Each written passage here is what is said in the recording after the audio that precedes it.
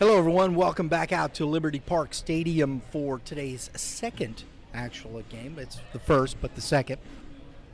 Here at Day Field of the 2025 19U Missouri American Legion Baseball Championships. We've got a dandy for you here. We've got the Moberly Sixers taking on the Sedalia Travelers. We're going to get to, I did that for a second time. We're going to get to our starting lineups here in just a moment. But first, I want to introduce the gentleman who will be calling the game here with me. And on the far side over there will be, oh my gosh, he's wearing a Moberly shirt. I said this earlier. This is the head coach at Moberly High School. Very familiar with a lot of these kids. Brandon Boyer, coach, thanks for taking the time. Thank you. Excited to get to be on a different end of things watching these guys play. They're all looking at me right now smiling, so I hope I don't mess up. Like, what's he doing? Oh, look here. So, and to my right as well is the head coach here in Sedalia from Smith Cotton High School, Kyle Zimmerman. Coach, you guys are on the other side here with the Travelers. Yeah, again, very excited to be here. It's been a nice, unique experience watching my guys play here from a different perspective. You're with them every day, and you're talking with them every day, talking strategy and things like that, and getting to see them go do their thing is pretty awesome. Now, I won't ask for any predictions. You'd have to be the tiebreaker. But I know who the rooting section. You know, it's always funny. I always tell people, you know, I really don't. I don't care who wins. There's only one team I really root for, and that's where my kids played. Kids went to school and whatnot. But you know, you can't help it. There's the emotional attachment to these kids. You've been coaching them for such a long time, and you want to see them succeed, right? Yeah, I mean, I know it means a lot to them. A lot of the kids that they're playing with right now, they played with growing up as well. So for most of them over there, this will be the last time they play with each other unless they win. So that means something to them. So there's a little bit more to play for. Absolutely. Yeah, I agree. You know, you watch these guys grow up. You know, I've known some of our guys since they were junior high, you know, 6th grade, 7th grade, and so just to see the maturity and the growth, and you know, like Coach said, for some of these guys, this is their last ride, and so they're trying to make the most of it. The Sixers will be the home team for today's ball game, so we'll get the defensive lineup set up here for the Moberly Sixers. On the mound, we're going to see Gage Killian and his battery mate. I'm on the wrong side. That's Sedalia. There we go. We'll fix it around now. On the mound for the Sixers will be Mitchell Bruce. His battery mate will be Drew Smithers. At first base, we will have Cooper Harvey at second base.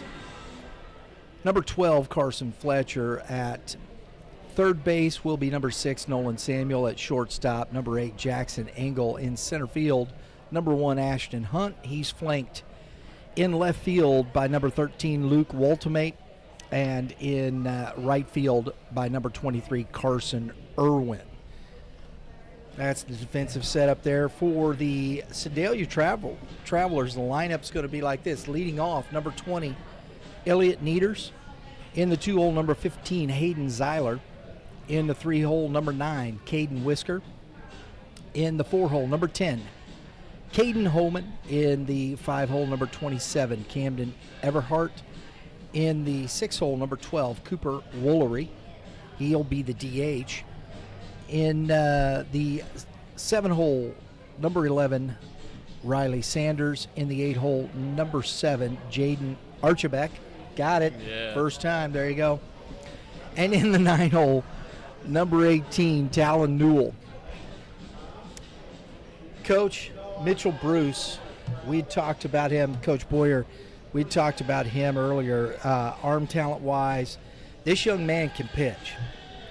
Yeah, he's got all the arm talent. It's just he can settle in early and he can get his command where he needs it. Hot day like today, I mean, he's going to be trying to pump up the radar gun, and sometimes that works for him and sometimes it doesn't. But the last few weeks in the end of our season, he was absolutely dealing. Once his elbow started to – he had a little elbow trouble, and once it started to heal up and he was starting to get the confidence back in the arm, it was there, but the confidence, he's been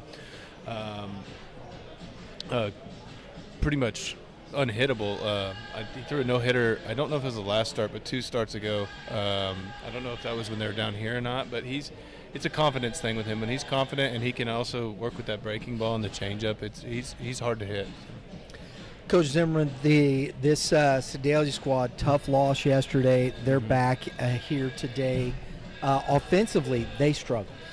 Yeah, they really struggled to get their timing down and to stay on the aggressive side. I thought they kind of were waiting and seeing what was going to happen and if it was going to be a strike or not, instead of being ready to hit and getting out there and getting a barrel on the ball. So I'd like to see them be a little bit more aggressive today, and give themselves a chance to get on the bases and see what happens.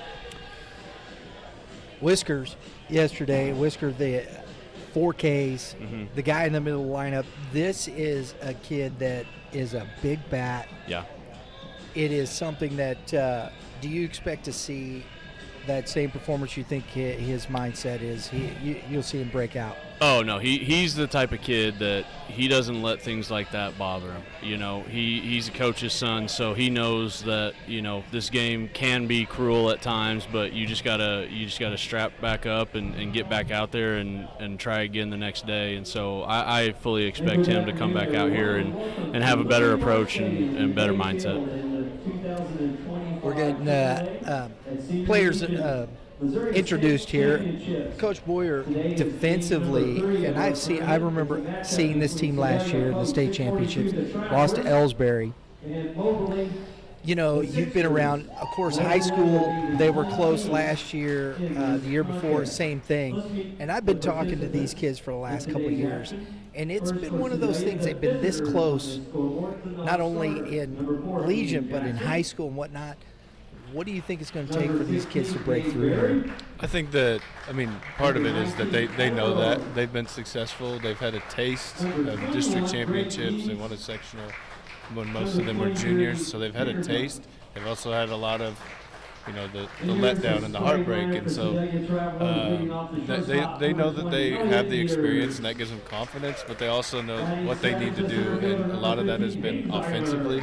Pitching and defense, as we've talked about, has been something that's a strong suit.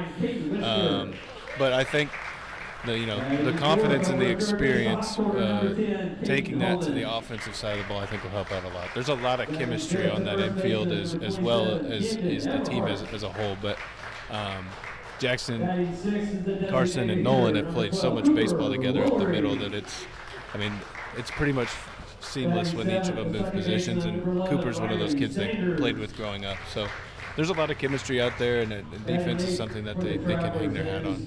Absolutely. Coach Zimmerman, these kids here, it's been a similar scenario. I was here 2 years ago in the state championships. Washington kind of took it out of them. Last year they didn't get here. They're back here. It's a young group. Yeah, this is a young group. So this group has played Junior Legion together, I think, for the last 2, maybe 3 years. And so, again, like Coach was saying, it's not like you have a bunch of guys that are just coming together for the first time over the summer and still trying to learn who each other is. They've been through that. And they actually, some of them had a chance to move up to Senior Legion last year and decided to stay down because they wanted to play together. And so, I think that is, it's invaluable because they're not having to worry about being on the same page in different situations, and that helps with execution because you know where they're going to be, you know what they're thinking, and so you're able to execute maybe a bunt play or maybe a first and third play. You're able to do those things a little bit easier and a little bit more efficiently because you know what to expect out of your teammates. Well, we've got the golden voice over here, Kent Lang, finishing it out over here. Finishing with Moberly. We're gonna let Kent take it away here to finish up the pregame. I know they'll be reading the. Oh my gosh, it went out of my head. The Legion Creed, I think. Legion Creed, yes. And then we'll have the national anthem, and we'll be ready to play ball. So we'll step aside and let Kent finish it out here for us, folks. Coach Drew Hunt and his coaching staff. At this time, we'd like to read the American Legion Conduct of Sportsmanship to all players, all coaches, all umpires, and all fans in the stadium. So please repeat after me. I will keep the rules, keep faith with my teammates, keep my temper, keep myself fit, keep a stout heart in defeat, keep my pride under control in victory, keep a sound soul, a clean mind, and a healthy body. At this time, we'd like for everyone to please rise, and all men who are not military, we request that you remove your hat as we honor America and this great nation with the playing of our national anthem.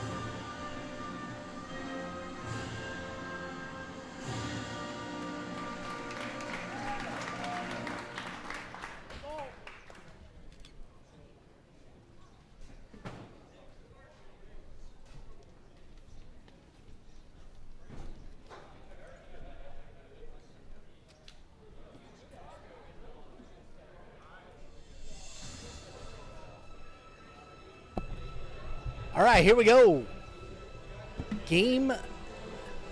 Basically game number 3. Since we had the postponement. This is game number 3 of the championship. We'll have game number 4 at 8 p.m. this evening as Festus will return to take on the Mule Club. Mitchell Bruce, as Coach was talking about, taking the mound. I am looking forward to seeing this young man pitch. I've heard a lot about him. Haven't got to see him pitch yet. So, that's the thing about this, guys. You run all over the state. You got players all over where you hear about this kid, you hear about this kid. It's hard to get over and see all these kids play ball. Yeah, there's a lot of talent in the state right now, especially in the upper classes and really, even at the junior high level. I feel like there's a lot of good baseball going on in Missouri right now. It's an exciting time to be a part of Missouri baseball. Absolutely, and that's true. And, I know Smith Cotton is a Class 6 school, Moberly Class 4, and I'll tell you honestly, guys, I think Class 4, now, we understand Class 6 schools and all that stuff, but I thought Class 4 was one of the toughest classes, if not maybe the toughest class in the state, just if you want to say pound for pound. Sure. Playing to win Class 4 is brutal. Yeah, there's a lot of teams, especially in central Missouri, that we beat up on each other a lot. And our district and the district that Tolton won in sectionals, we had 5 teams in the top 10 and out of our sectional. And then you can even go as far as Chillicothe, who we beat in the regular season, won the state championship. So, yep. Man, they were swinging the bats too, Coach. Woo. Yeah, and It all depends on, and we've discussed this before, like who's hot at the right time. Yes. And Chillicothe was definitely hot at the right time. When we played them in the regular season, I felt like that was our best baseball. So it's a very tough thing to do, but it's very rewarding when you're playing your best baseball in the postseason. Yeah, I remember remarking we were watching that championship game, and I mean, the old, hitting's contagious. Yep. Oh my goodness. Yep. They barreled some baseballs. Oh yeah. It was crazy. Yeah, everybody's job gets a little bit easier when the guy in front of you takes care of business. All right, first pitch here, 5:04. Good pitch. And it is strike one to the leadoff, Elliot Nieders. Chile used to have a pretty strong Legion program as well when I Yeah. used to play. Yeah, they did. Great park up there, massive park. It's like 400 to the gaps. I can't remember what it's just the Mudcats. Yes, yeah. Oh, In the Mink League. Yep. Yeah. 1-1 strike, curveball. That is nasty. Yeah, that was a good pitch right there. Started at his front hip and That broke almost right looks over more the- like a slider, Yeah. Coach. He'll vary it too. It usually will, if it's sharp, it usually has a little bit of mix of a drop and a left to right break. But 2 balls, 2 strikes to Nieders. the one if he can get the feel of the changeup, it'll start to have some significant movement. Popped up shallow right field. Catch made in right field by Carson Irwin. Out number 1. The next traveler to the plate, Hayden Zeiler. number 50, Hayden Zeiler. It's tough because, and this is what, we talked about Sedalia, their struggles offensively and whatnot.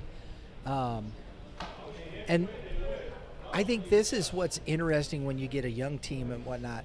You're in the state championship, and you've got the best teams in the state here, which usually means you're seeing the best arms. Yeah, so far every game that's been played has had phenomenal pitching. Velocity's up there, good breaking balls. And not only that, I feel like these pitchers have had a plan, and they've been trying to execute a plan. And, again, at the high school level, sometimes guys just get up there and they're just trying to throw, and they don't really pay attention to what they're trying to accomplish. But these guys have done a really good job overall. 2 balls and a strike. And that's a little flare and caught. Cooper Harvey, man, he caught that over his head. I did not think he was going to catch that. That's a tough play. He can move a little bit. He'll on his he plays for a Class 2 team in Western, and he'll play some middle infield and play. He'll catch as well. As a lefty? Yes. Yeah. Wow. He's an athlete. Yeah, athlete, man. That's something else. So 2 outs. Brings up Caden Whisker. That was a really good pitch right there. And see, here's the thing. Here, a young man like this, if I can pitch around Whisker in this order, Coach, I'm going to do it. Yeah, you can't give a guy like Caden too much to hit because not only is he just good in general, but he's a really good 2-strike hitter. It's really hard. I know he had the 4 strikeouts yesterday, but typically it's really hard to strike him out. And he's a guy that can find a way to get a barrel on a ball even when he's behind in the count. And sometimes if you start pressing, Yeah. it can be tough. Yeah, it's a struggle sometimes because you feel like the failures add up on you, but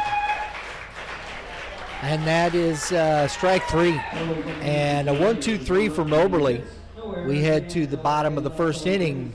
Sedalia 0, Moberly coming up. 0, Moberly coming to bat.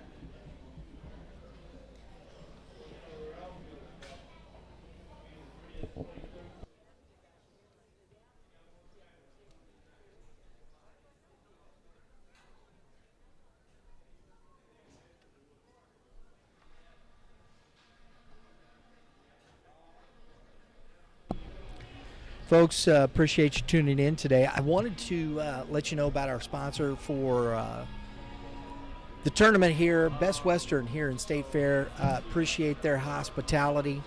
It's been a great stay. Comfortable beds, clean rooms, all you need to ask for right there. Great breakfast. Really enjoyed that. The breakfast buffet they've got there.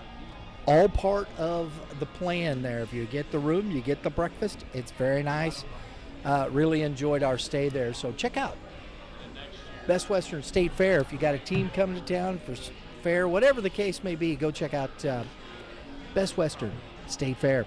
All right, let's get to the lineup here for the home team, Sixers. Leading off, number 1, Ashton Hunt. In the 2-hole, number 3, Cooper Harvey. In the 3-hole, number 8, Jackson Angle. In the 4-hole, number 18, Anthony Ford. In the 5-hole, number 6, Nolan Samuel. In the 6-hole, number 15, Drew Smithers. In the 7-hole, number 23, Carson Irwin. In the 8-hole, number 12, Carson Fletcher. In the 9-hole, number 13, Luke Waltemate. Defensively for Sedalia, on the mound, of course, is Gage Killian. His battery mate, Jaden Archibek. At first base will be Camden Everhart. At second base, Riley Sanders. At third base, Caden Holman, as it's ball 1 to Hunt. At shortstop, Elliot Nieders. In center field, Hayden Zeiler. And it's quickly 2-0.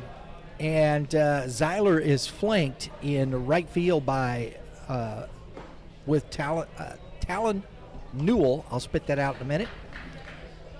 And in left field, Caden Whisker. You used the phrase pound for pound earlier. This is the strongest pound for pound kid in Moberly High School. I'm being serious. Is that right? Yes. Yeah. Ashton Hunt? But yeah, they do these metrics. That's the strongest pound for pound kid in high school right there. Well, there you go. Oh, good off speed right there by Killian. The first baseman, number 3, Cooper Harvey. That's out number 1. That's a good start there for Killian. Lefty. Yeah, he came in through the last 2 innings of last night's game, so it's interesting to see him back on the mound today. But you look at him, he commands the strike zone, can throw multiple pitches for strikes. I think he's got an opportunity here to start the game off on the right foot for the Travelers. What do you think goes into that decision, Coach, after coming off that yesterday? As the ball is it going to hang out? And it's going to drop in for a hit. Cooper Harvey with the bloop single, and with 1 out. I think a lot of it goes with, probably has the arm that can handle throwing 2 days in a row. Doesn't necessarily get real sore after a short outing like that. But again, it's a guy that just absolutely pounds the strike zone. And so he's probably going to keep his pitch count down unless the offense just, really lights him up, but that doesn't happen very often. And Jackson Angle at the plate fouls that one off, strike 1. Go ahead. So, again, when you have that opportunity to throw a guy out there that you can trust and that is going to attack and keep his pitch count down, you have that trust and you have that comfort putting him out there, right after having a short outing the day before. 1 ball, 1 strike. Short lead by Harvey, and he misses in.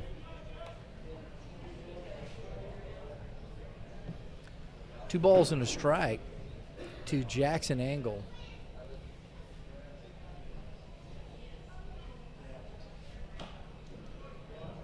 Two and two. This young man, if anybody's ever played at Blue Springs at Hidden Valley Sports Complex, knows that's a man's park. Mm-hmm. And you're going to have to hit it a ton to get it out of that thing. And this part is small, and this young man hit a bomb last year's. I mean, it's the only player that hit a home run in that park last year was Jackson Angle, and that ball was crushed. Yeah, he's a strong kid. He works hard in the weight room, and said Ashton's the strongest pound-for-pound kid. That's one of just the flat-out strongest kids in the high school. He's quarterback of the football team. I mean, he takes it very seriously. A little flare, just as I say that. It hangs up. Harvey's able to get back, and that's out number 2.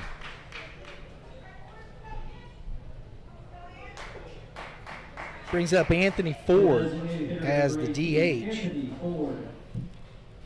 Now Ford, he's from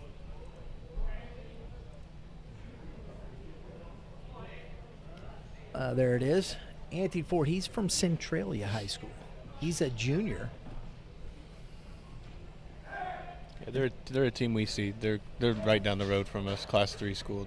They're always really scrappy, and obviously you can just look at Anthony and tell that he's a player. He's a big boy.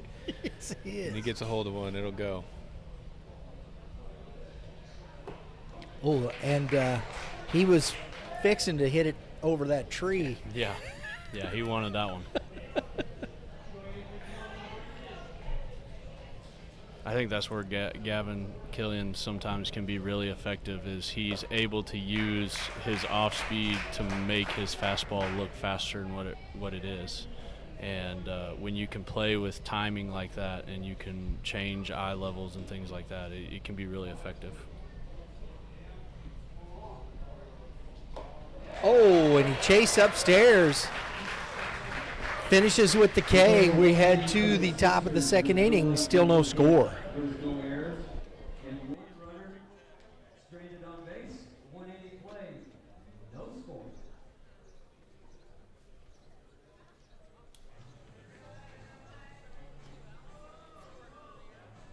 Here we have $1 drinks down in the concession area.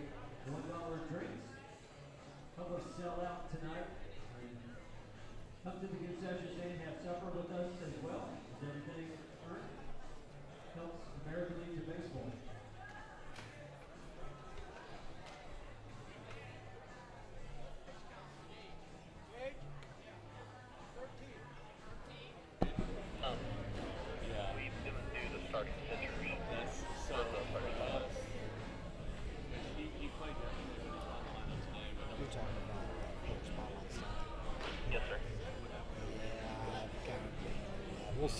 We'll see how it goes. We'll talk about it.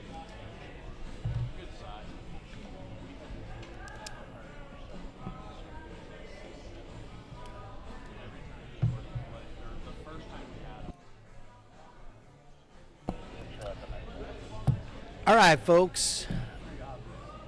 Please make sure you check out YBM. Youth Baseball Midwest. Subscribe. Hit the dinger. All right, here we go. Caden Holm. Leading off for Sedalia Travelers, off the second, third baseman number 10. Caden Holman leading off the second inning here as we get started. Mitchell Bruce out for his second inning of work.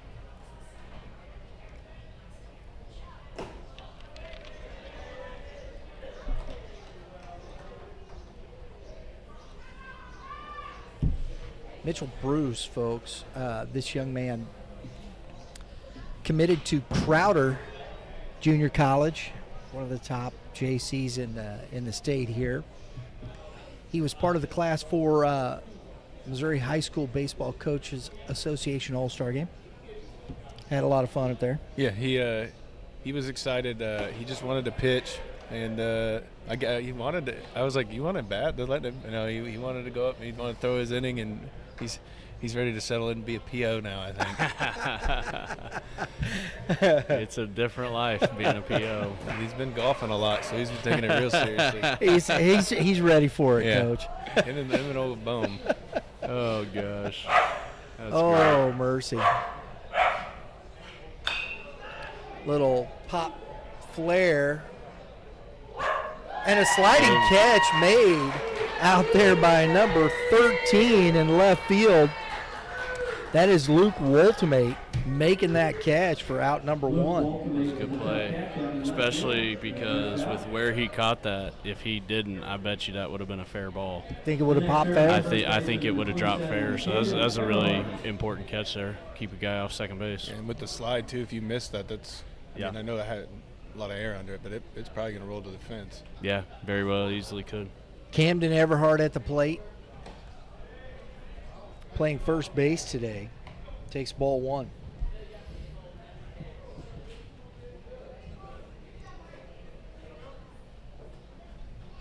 Everhart, Lincoln High School. That's ball 2. 2-0. Another guy that definitely looks the part for sure. And do you guys know? And I didn't get any information here. Is he moving on to the next level, playing some ball? I do not know. Yeah, that's one of the kids I wanted to find, and I just didn't get some of that information. I'd like to have known. I should have asked him before, but it's a good pitch. Right back into it. 3 balls and a strike. One of the Lincoln kids is going up to a junior college up in Minnesota, but unfortunately I cannot remember which one it is. It might be Camden, but I'm not 100% sure on that. A lot of soft contact here so far for Sedalia. That one off the fist. Bruce able to take care of that himself. That's 2 outs now and brings up Cooper Woolery. He's DHing today. Cooper's a guy that hit leadoff all spring for us. Really good at knowing his strike zone and seeing pitches in the right situations. Right here you got 2 quick outs. He's kind of the guy you want up, be able to maybe see a couple extra pitches as soon as I say that. There you go. That curveball caught him. And that is 1-2-3 again for Mitchell Bruce. We head to the bottom of the 2nd inning, still no score. Nobody left on base. We move to the bottom of the 2nd. Sedalia 0, Moberly 0.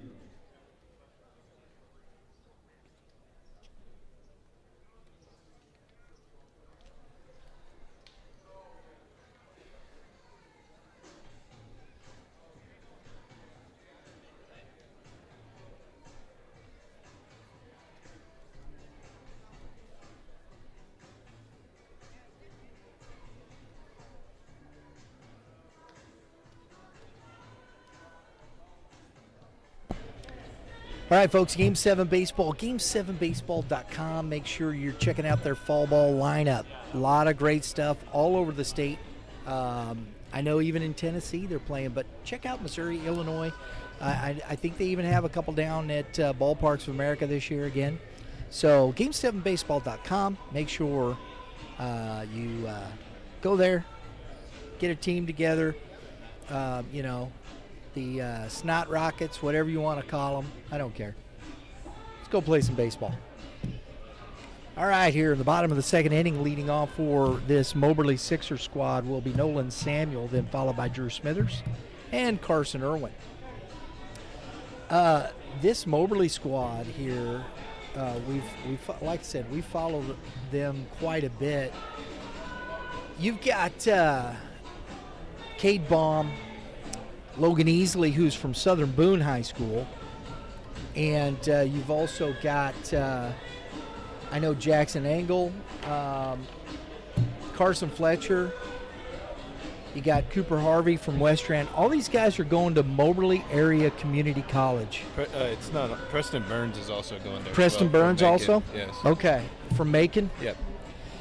Dude, that's a lot of talent going to that school. Yeah, this will be their 3rd year as a program, and actually this will be year 4, I believe. I hope Coach Fletcher's not listening. But yeah, they had their first winning season this year, and they're starting to get some real talented players as well from where they're at. You got to get you got to get the right local talent and mix it in with some bigger players from not that there isn't that talent there, but you're competing with a lot in mid-Missouri. Yeah, because State Fair and a ground ball by Samuels to the shortstop up and makes the throw, and looks like he got him on the tag, I think. Yes, out number 1. The one thing, so that brings up Drew Smithers. The one thing that I think is interesting, and it's a good time, Moberly area's kind of jumped in it when junior college, community college, it's becoming, I think it's going to become what it used to be again. Yeah, for sure. And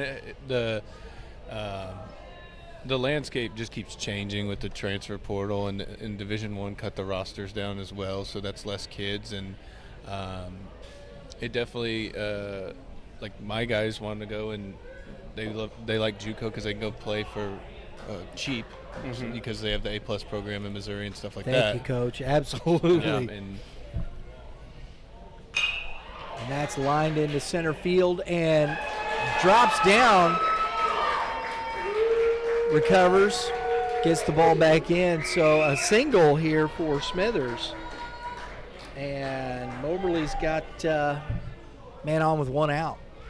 I think that's the bit. I love that thought process because the A+ program to me, I mean, especially now with everything that's happened, that's got to be an incentive for kids. Oh, yeah, for sure. And if you definitely look at some of the other schools in mid-Missouri that are 4 years, it's just a much cheaper option. And it's a much cheaper option as well. When you look at some of the schools. Another little flare, and that's going to drop in. So 2 balls that are probably maybe 55 miles an hour off the bat when we're in the age of exit velo are singles. Line drive in the scorebook. Carson Fletcher.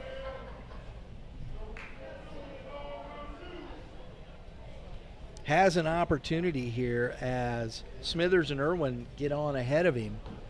Big spot here in this game, and that ball's driven to center, and that's an out. There's the difference. Hard hit ball, catches it. The little bloopers can't get there. That's right. Yeah, it's funny how baseball finds a way to even itself out. It does. Number 13, Luke Ultimate. So first and second, 2 out. I think that's a lot of frustration kids sometimes feel, don't you? You know, I mean, I'm barreling everything, and I can't get a hit. Yeah, it's really hard sometimes to get kids to understand that, okay, yes, you got out, but you did everything you were supposed to do. You hit the ball hard. Sometimes there's a defense out there, and they catch the ball. Especially when it's starting to happen all at once. Sometimes it seems like guys are just roping balls all week to somebody, and they haven't got much to show for it. Oh, that ball is over the head of the right fielder, and that's going to be coach is waving, and we got to play at the plate, and it is not in time. Big time hit from Luke Waltimate, a 2-out RBI double, puts Moberly up 2-0 here in game 3. With the 2 RBI double to the plate, center fielder number 1, Ashton Hunt.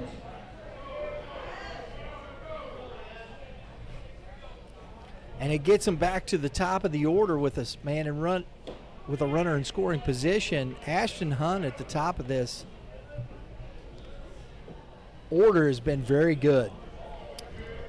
Yeah, Moberly coming out this inning knowing that there's going to be a lot of strikes thrown, being very aggressive, and it's working out for him. Yeah, Ashton's very, very fast too. Not in this situation here, but he's not scared to lay it down the third base line as well, especially if they're playing back. You know, in a 2-out situation. Yeah, that's a good point. Ooh, big hack. Ashton Hunt, he's hit 241 on the season for him, but a 500 on-base percentage, 19 runs scored, 25 base on balls with 16 stolen bases. Sometimes the batting average doesn't tell the whole story, does it, Coach? No, and he we started him different places in the order, and we finally got him up in the leadoff spot just because, I mean, he was also a 500 OBP guy for us. So, I mean, when you got guys like Jackson and Nolan and some of our other guys in our lineup behind that. Oh, there it was. And it's a strike. So 3-2. He tried to push that down there. Yeah, it's one of those you gotta bunt it first before you can get out of the box.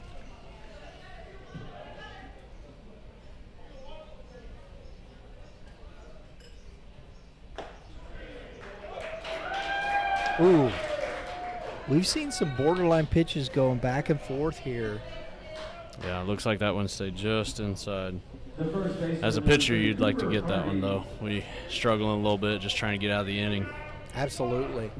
So first and second, there's Hunt getting on base again and brings up Cooper Harvey, who singled and was stranded on base in the first inning.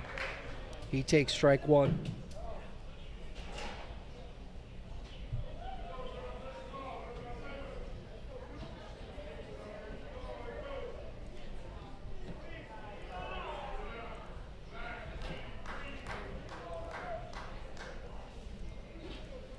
Are you glad that they don't require us to wear helmets coaching the bases? Yes. Because I have done it before. And that's a ground ball to much the hotter. first baseman and ends the inning as Harvey grounds out. And that they strand two but get two. We head to the top of the third, 2-0. Sixers. You now play two. It is Moberly 2 and Sedalia 0.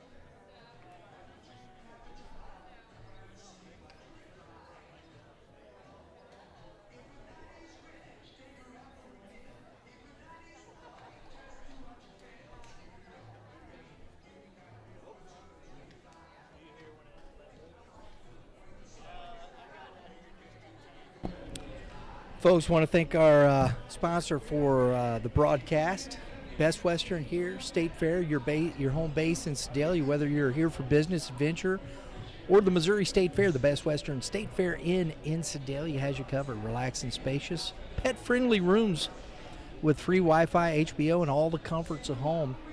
Wake up to a complimentary full breakfast, then explore Katy Trail, local events, and wind down in the indoor heated pool. With meeting space for up to 300 guests and a convenient access to major businesses, it's the perfect stop for work or play. The Best Western State Fair Inn, clean, comfortable, and just around the corner from everything Sedalia has to offer. Here we go. Top of the third. Sedalia sends up Riley Sanders. Bruce has faced the minimum so far. Archibek and then Newell. Fastball's upstairs.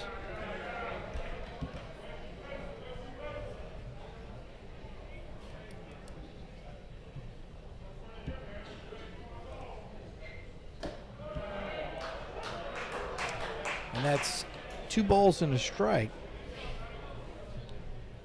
Sanders, another Lincoln High School. Yeah, very good middle infielder. Calm, cool, collected. You never know if he's having a good day or a bad day, which is a good thing.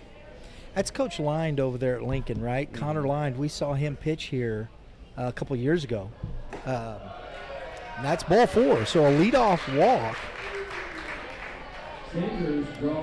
at Lincoln High School. I saw Coach Lind at the coaches clinic, and his son Connor was in that epic game against Washington, the 1-0 ball game. Yeah. That was a fantastic baseball game here.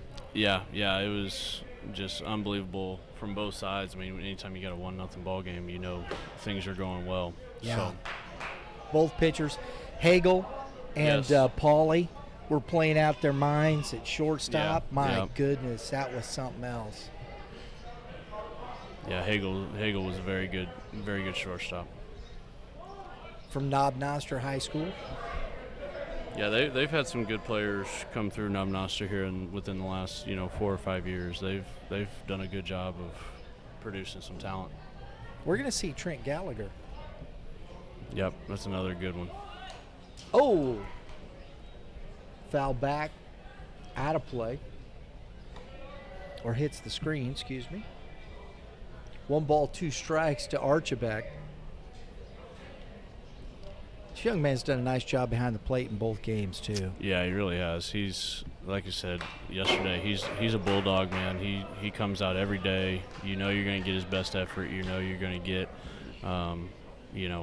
max effort. You know, he's not going to take a play off. And especially in the heat like this, being able to catch every inning so far, that takes toughness. I like that. To me, that's how you officiate. Even in this game, you get that ball out of play because it might be flat on one side. Right. Oh, yeah. It bangs off the pole there. You got to check it. We got a lot of concrete at our place, so we get a lot of baseballs thrown back in by umpires. Things aren't cheap. Yeah, exactly. So you got to get the administration to get you some padding. Archibald goes down on strikes. Funny you say that. I believe the athletic director is listening right now. So, I'm sure I'll get a text right there after saying that. Don't be too hard on him. Well, I tell you what, JV sometimes suffers because of it, because you run some of those balls back out during the JV game. Talon Newell at the plate takes strike 1. The leadoff walk is at first base. We'll see. It'll be interesting if they're going to put somebody in motion here. I know Connor is. Maybe you have to kind of push something in motion here, Coach. Yeah, sometimes you do just kind of have to manufacture something, just to get something going. And they make a good play, they throw you out, so what, Oh, well, there's a good one. Ball roped to right field. And Sanders, first to third, that ball was hammered by Newell. Runners at the corners with only 1 out. Yeah, it was a good job going first to third there, being aggressive. He didn't even slow down on the way around second. Talon was a guy who hit over 300 for us this spring. Can go either way with the ball, very fast. I would be, if there was ever a time to run Talon Newell at first base right here, this would be a good opportunity.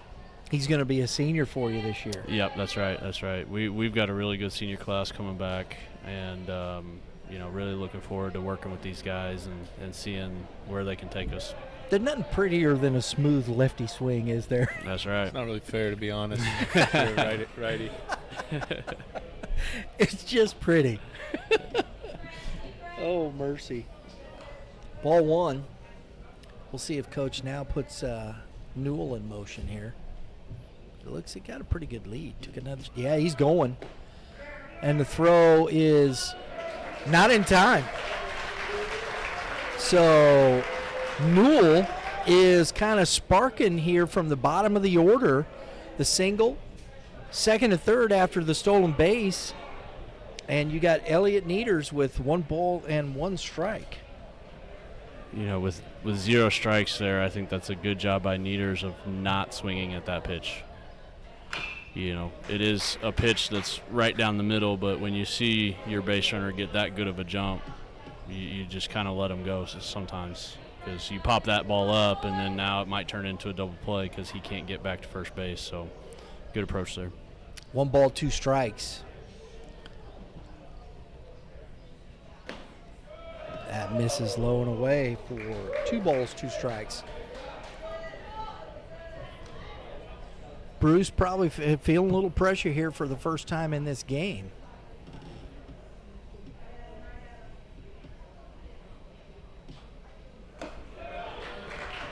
And it's ball 3.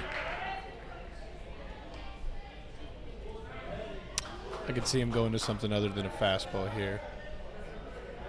First base open. Been a little wild with the fastball. Yeah, it would be a good time for it if you knew you could get it in there for a strike. Fastball. Oh, he had them going home. Wow, I'm a little surprised that Samuel's not taking that throw and going home. He had him right in front of him. Instead, the run scores. He does get the out. It's 2 outs, and then Newell gets to third. That's a decision. Yeah, I don't know if I obviously can't hear. I don't know if the angle. I don't know if there's a communication thing. I don't know if he didn't think he had a good grip on it yet, but. So 2 outs, the run scores, and it is ball 1 to the number 2 hitter, Hayden Zeiler.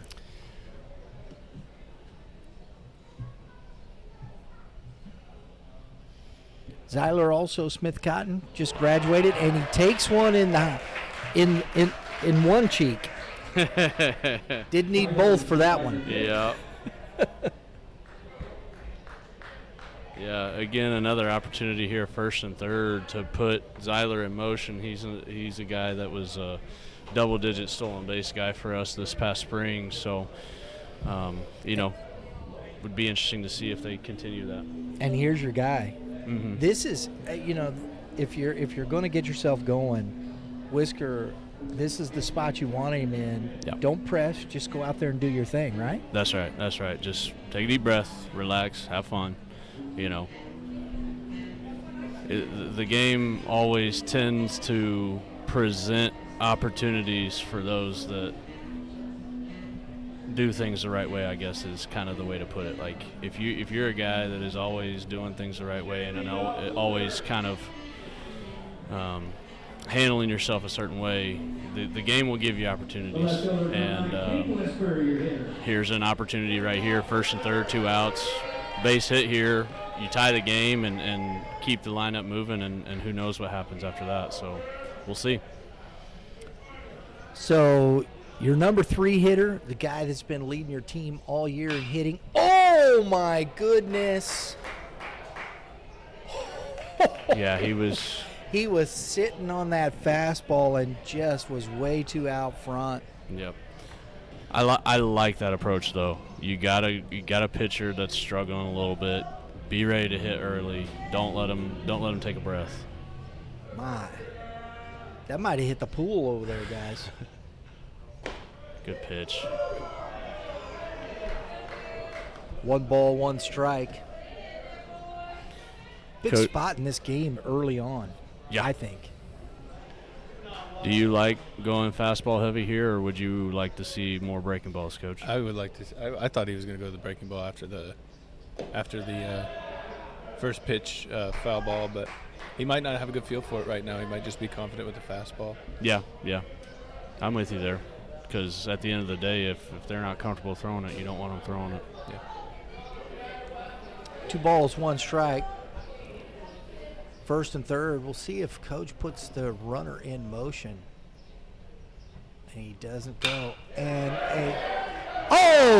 Jackson Angle climbs the ladder as Whisker lines out to the shortstop to end the threat. Sedalia strands 2, but gets 1 back. It's 2-1 as we head to the bottom of the 3rd inning.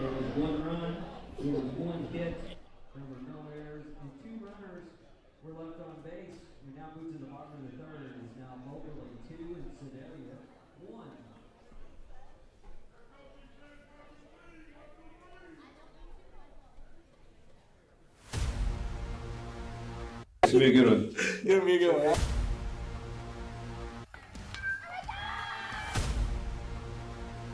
Definitely a different type of process. Cut down or freeze up. Being a coach's son. Jackson, of course, they keep retooling. 1 stolen base, a hit by pitch. Oh my goodness.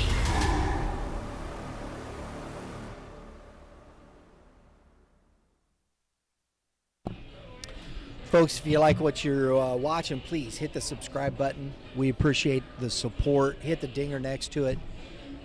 Notifications for upcoming episodes, our podcasts.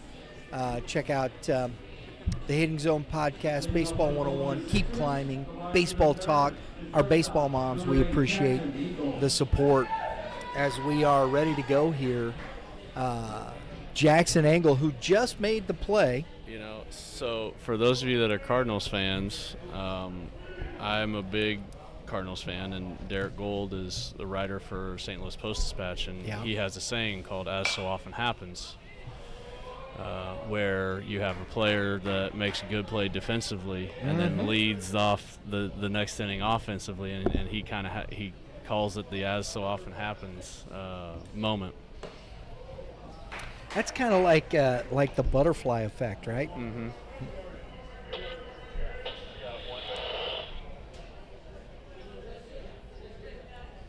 Ooh, good curveball.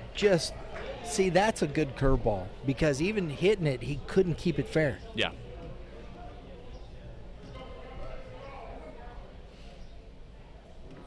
Lays off that one. 2-2. Yeah, sometimes as a hitter it can get frustrating when you're facing a guy that keeps going to his off-speed pitches, especially when it might be a fastball count traditionally. And good piece. He drives that one into the gap, and it's going to be down, and gets to the wall. An angle. He is on his way to third base, fully committed, slides in with a leadoff triple. Coach, you said it. There it is. Had the saying. It's the saying. Yep. That was a really good piece of hitting. Fastball away, stayed on it. Didn't try to do too much with it. Served it into right center. Very good job there. And when the center fielder couldn't cut it off, he was thinking because you could tell he's thinking triple because he didn't slow down. He gets pitched a lot outside on our schedule, just because part of it's being the 3-hole hitter and they don't want to come inside on him. But he's put a lot of work into taking the ball the other way, and when he gets a ball that he sees well, you can usually see that work that he's put in. Yeah, absolutely. Anthony Ford at the plate, 1 ball, 1 strike. If they're going to pitch it, you got to, and having that kind of power to hit it by the center fielder that way too. That means you are working on that. Yeah, I think that's one of the hardest things for high school hitters to learn is how to really drive the ball into that opposite field gap. Popped up. First baseman over.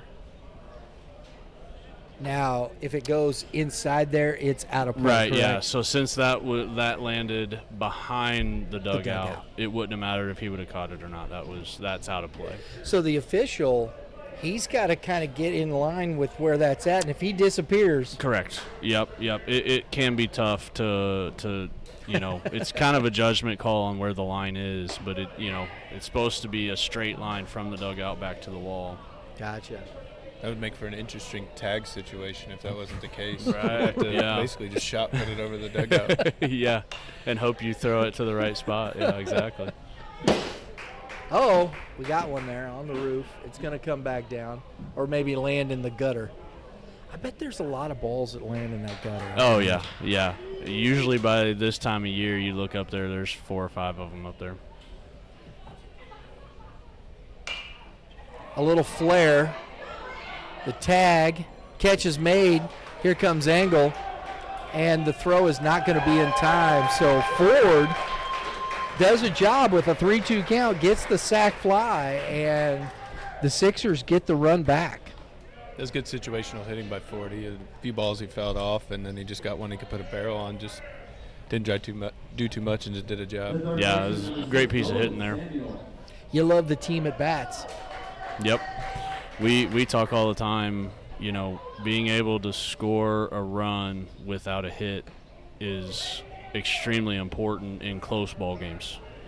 A walk turns into a stolen base, turns into a sac bunt, turns into a ground ball to second base that scores a run, We got Nolan Samuel at the plate.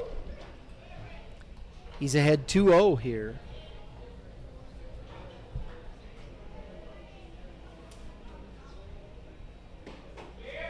Good pitch. 2 balls and a strike. Yeah, he's working a little bit behind right now, behind the hitters. He had been doing a good job of getting ahead and staying ahead, and this inning it seems like starting off with ball one instead of strike one. And So there's a little bit here. I think Samuel thought it hit him. He's in the box. He didn't look like he reached out. And That's always an interesting interpretation of that Right. rule. Whether they, Yeah. and I don't know, maybe he just flat out didn't think it hit him too. that could be. And that's Right, all yeah. I'm thinking. And a ground ball to the third baseman for out number one. And I agree, because if you're in the box and you're not reaching out, the ball shouldn't be in the box. It hits you, you're in It's the the box. batter's box is That's usually right. the way I look at it. yeah, exactly. I agree. But it's one of those where if you're on the other end of it and you get the free, or you don't, your opponent doesn't get the free base, you just kind of keep quiet. on Right, those. yeah. We had a couple of those last year. Yeah, just let it happen. 2 outs now. Drew Smithers at the plate. It's 3-1 ball game. Yeah, and then somebody asks you, hey, do you think that hit him? No, didn't hit him at all. Didn't get close to him. I always love it. Did the coach looks at the hitter? Did it hit you? Yeah, it hit me, coach. Right, yeah. See, he said it hit him.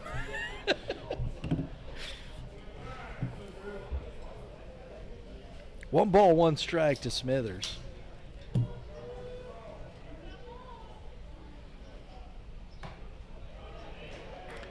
You know, we just saw Nolan Samuel. He tried to get on base there, grounded out third baseman. That young man, though, he's been playing very well for the squad. He's 304, and that ball is going to be caught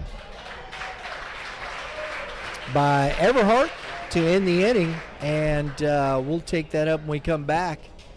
Going to the top of the fourth, 3-1 Sixers.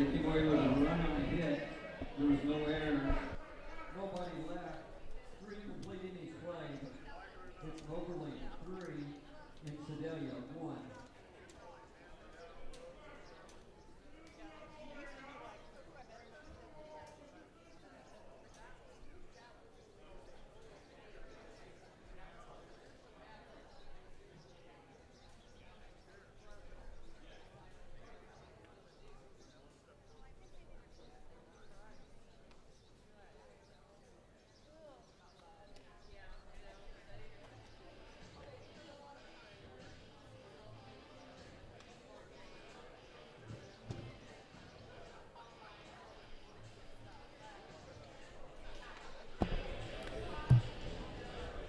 Folks, if you're over now, have you guys over in Columbia? It's not too far from you. Next year, I know Game 7 been doing some tournaments over in Columbia. Gotta hook up over there a little bit and see what we can do to get you guys. We do a lot of stuff with Game 7 baseball. I think our senior legion went over there last year a couple of times. I'm not sure why they didn't go back this year, but it's good opportunity to play tournaments not too far away for sure. I know the Columbia coaches take full advantage of it, Rockbridge and Hickman and those guys, because they just get to play right in their backyard all summer. Game7baseball.com. Go check out their fall ball schedule, which brings me to this question for you guys. And I think with American Legion, trying to get, they're viable. But I do think, going and playing a few tournaments, putting yourself in that situation, that doesn't mean you have to play them all the time with this, that. It's not what I'm talking about. But go and play in some of those tournaments. I've seen some of the teams down in the South, St. Jen, they've done this around our area. You go start beating up on some of these other teams, these other club teams, because American Legion Baseball is still club baseball, folks. Yep. Don't make no mistake. It's the oldest club baseball in the country. That's right. As Mitchell Bruce is leading off here, or Mitchell Bruce throws the first pitch to Carson Irwin, followed by Carson Fletcher and Luke Waltimate here in the top of the fourth inning. But that's, and I think that would maybe do some good. Do you think? Yeah. I think it's an opportunity to go play some teams that you may not normally see. Just kind of, that's, you always want to see where you stand with your peers, and right. So the more different types of teams that you can go play, you kind of get a better picture of where you're at, what you need to do, how things are going. And on top of that, it's nice to see, like in our area, we were talking about this before the broadcast, that we see some teams 3 or 4 times. It's nice to see a different team every once in a while. Yeah.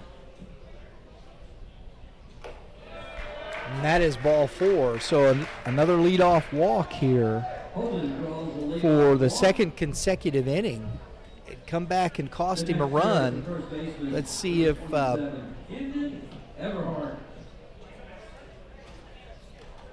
oh, geez. Man, I've done this now twice. I got to turn my book over, guys.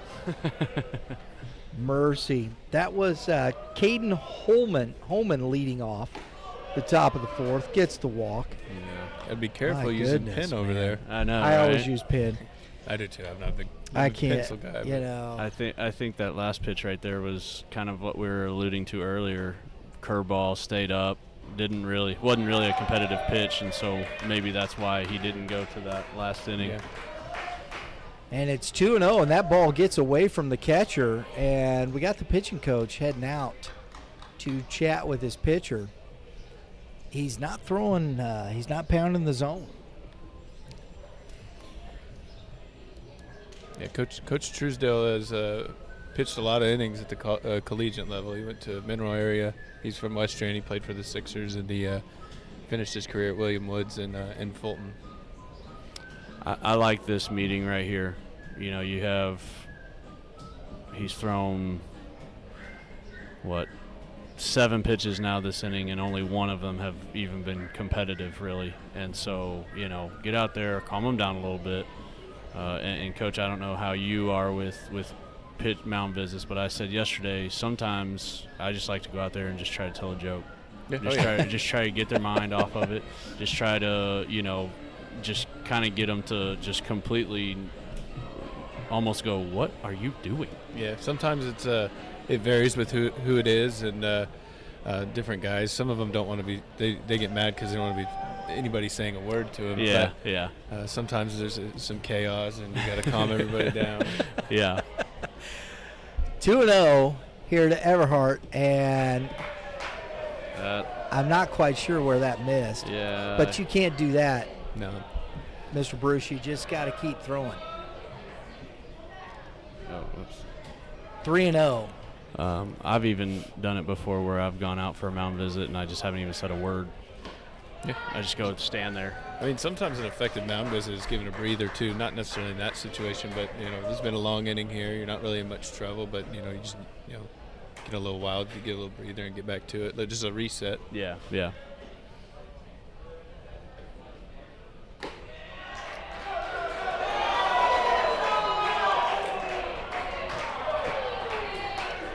Three balls and 2 strikes. All right.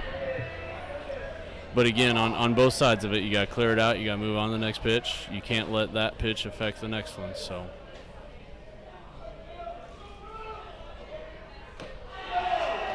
And that is ball 4.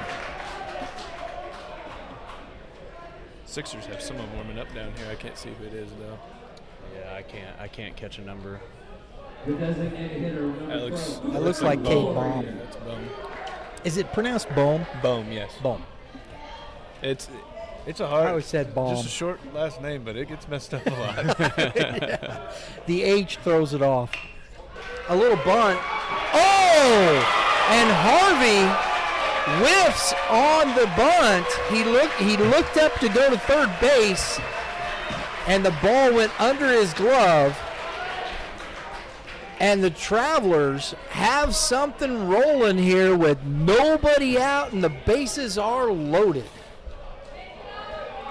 And there's a good example of using the bunt to make something happen. You know, you're essentially trying to give yourself up, but when you do that, you also give the defense an opportunity to make a mistake. And as we saw right there, he tried to throw it before he had the ball. And Bruce struggling to find the strike zone. That's where, as a coach, you're looking into your bullpen going, can we speed it along? Yep, I think that's exactly what's going on right now.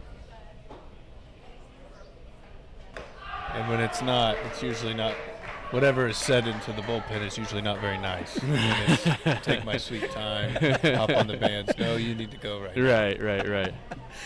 Oh, mercy. Yeah. 2-0.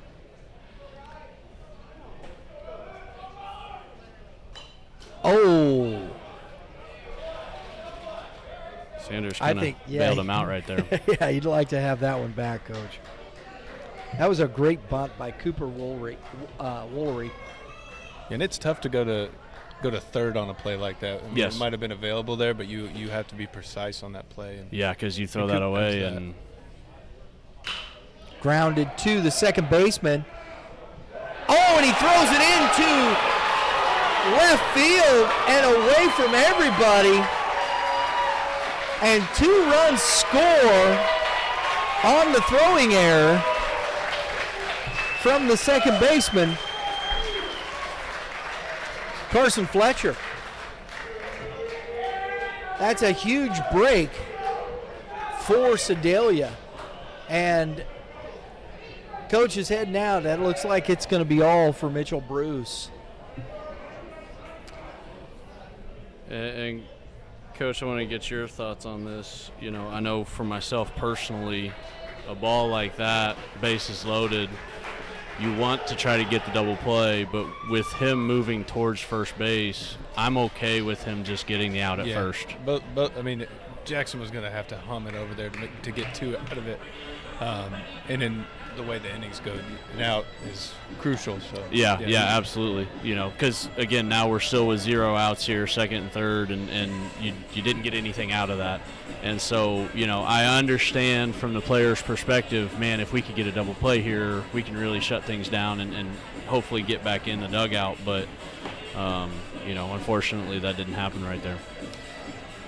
Coach Boyer, that goes to, and I understand, you know, I know these are kids that have played baseball a lot, but still, experience, it matters. And that's where you still have to remember sometimes, I think we get caught up in this, right? That kid's still 18. Yeah. And judging that, Yep. he's been taught all his life, that ball's coming at me, I'm going double play. But being able to take that assessment, that ball's hit too slow, Right. I'm going towards first base. And taking that experience and building your baseball IQ without somebody having to tell you, And right? now it's happened. You got to clear it. You got to move on. I mean, because you're still no outs in the inning right now, and you got. And really, even with all of this, it's still just back to a 0-0 ball game. Right. You know, so even though there's some damage done, if you can get out of here without any more runs being scored, Which I think is going to be tough. Yes, it's going to be very tough. But you got to remind yourself, it's okay, we're fine. You know. Archibald with an opportunity to give the Travelers the lead here. I hate to ask you this since it's some of your own guys, but would you consider putting this guy on to try to get a force everywhere, or some people have different opinions on that? With nobody out, it would be tough. Yeah. Just because you'd like to see if you can get a swing and miss strikeout or get a pop up to the infield. With infield in, if you put him on, maybe you get a double play opportunity. So you know, I don't. For me though, with 2 runs already scored, I think I'm pitching to him. It's 1 ball, 1 strike, and that misses away.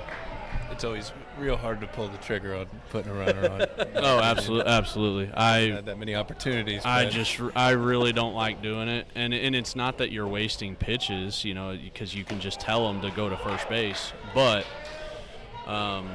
you know, it's pitching with the bases loaded is really hard.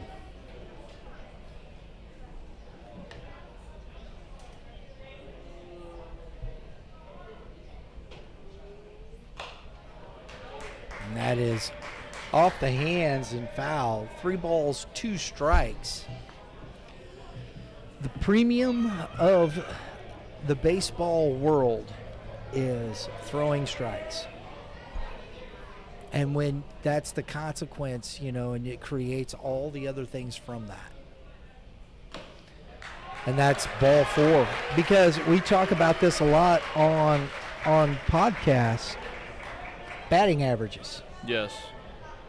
how much they just decrease after strike one. Absolutely. And how much they increase after ball one. Absolutely.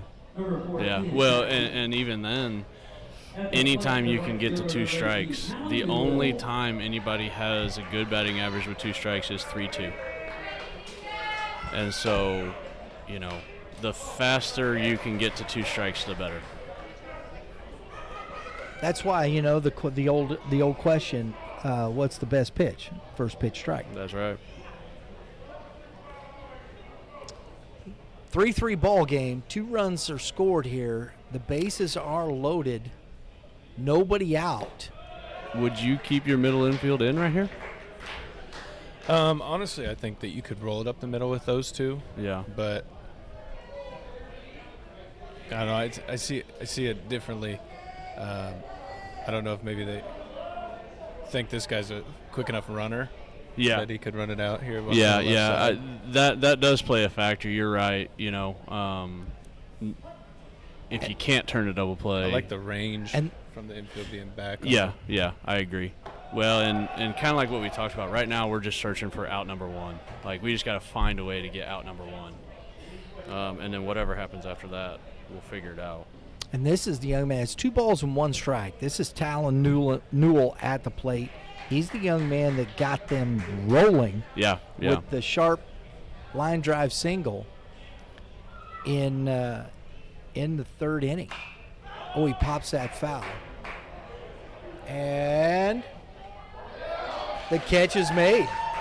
That is a huge out right there, guys. Yeah, that was a very important out. Very good play there, sticking with it, knowing that he still was able to catch the ball right there because he wasn't all the way behind the dugout. Very good play there. Home field advantage hurt him there. Right, yeah, exactly. On about 95% of other fields, that's a foul ball over the fence. I'd say 99%. And so that gets us to the top of the lineup, Elliot Nieders. He's 0 for 2 today. And that ball is foul. Down the line, strike 1. Because Bohm has kind of struggled here up and down with he hasn't been able to get that curveball at all across. He didn't throw a ton, if any, relief for us this year. He's only thrown relief this summer, but it's something he's fully capable of. He's very, you said it about one of the guys, he's very calm and collective. Cade Bohm is about the same. That's a line drive at the center fielder, and the throw is coming home. Ashton Hunt. Nieders with a line drive sac fly puts the Travelers up top 4-3 here in the top of the 4th inning. Now batting for Sedalia, the center fielder, number 15. Would you call that a sac line drive? Yeah, probably. I mean, it had a little bit of a hump to it, but it was hit well. And you got no help from wind today at all, which is, you know, good if you're an outfielder. You don't have to battle that all day. So now 2 outs, 2nd and 3rd, or excuse me, 1st and 2nd. Good block there. Hayden Zeiler at the plate. He popped out to the third baseman, hit by a pitch, and his 3rd at bat here, he's ball 1. Yeah, and Coach, like you talked about with Hunt, Zeiler's a guy that is not afraid to lay a bunt down here with 2 outs. You know, I'm not necessarily saying he's going to, but he's done it in the past, and you know, if the opportunity presents itself, he'll look that way. It's not a bad spot in an inning like this, just with all the, you know, the errors and the. Yeah, 4 runs and only 1 hit. I mean, it's curveball doesn't come down. It's 3-0 here. You don't want to get the next guy up with Whisker, the bases loaded.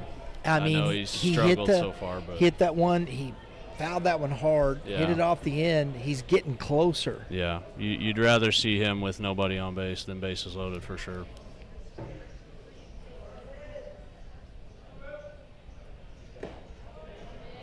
Good pitch there. Didn't give in and throw it right down the middle. Still made a very competitive pitch there on the outer half. That was a good pitch. I think he's one of those that will throw a 2-0 breaking ball to try to get back in the zone and to find the fastball. So I think that's why he went there 2-0. Yeah.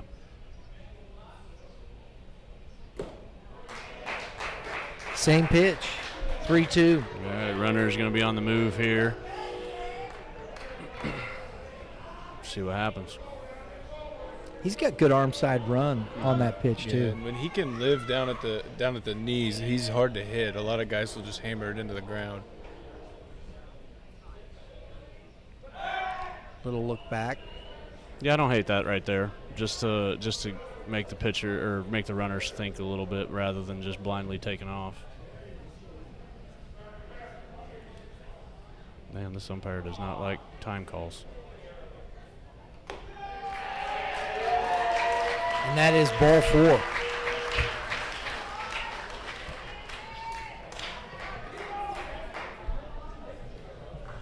That's the second time where he really did not want to give time to a batter. The last one was it took a long time. Yeah. I mean, Talon pretty much stepped out of the box to get him to finally call time. All right, here it is. Caden Whisker, he is 0 for 2.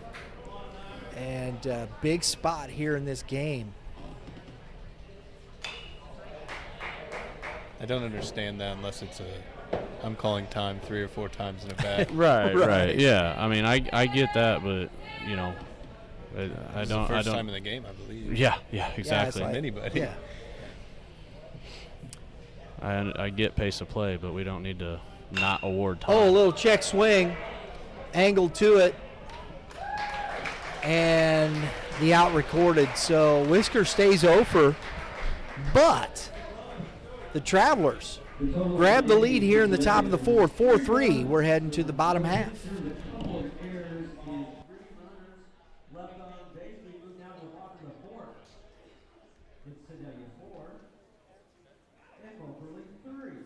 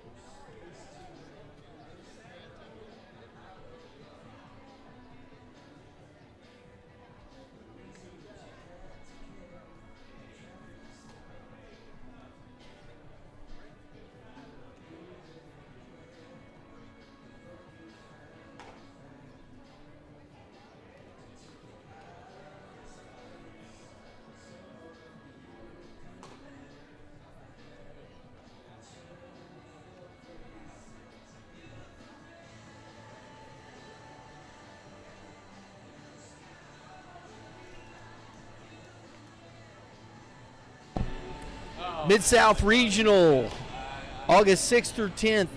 Make sure you're subscribed here. Hit the subscribe button, hit the dinger. That'll get you notifications because we got a big one.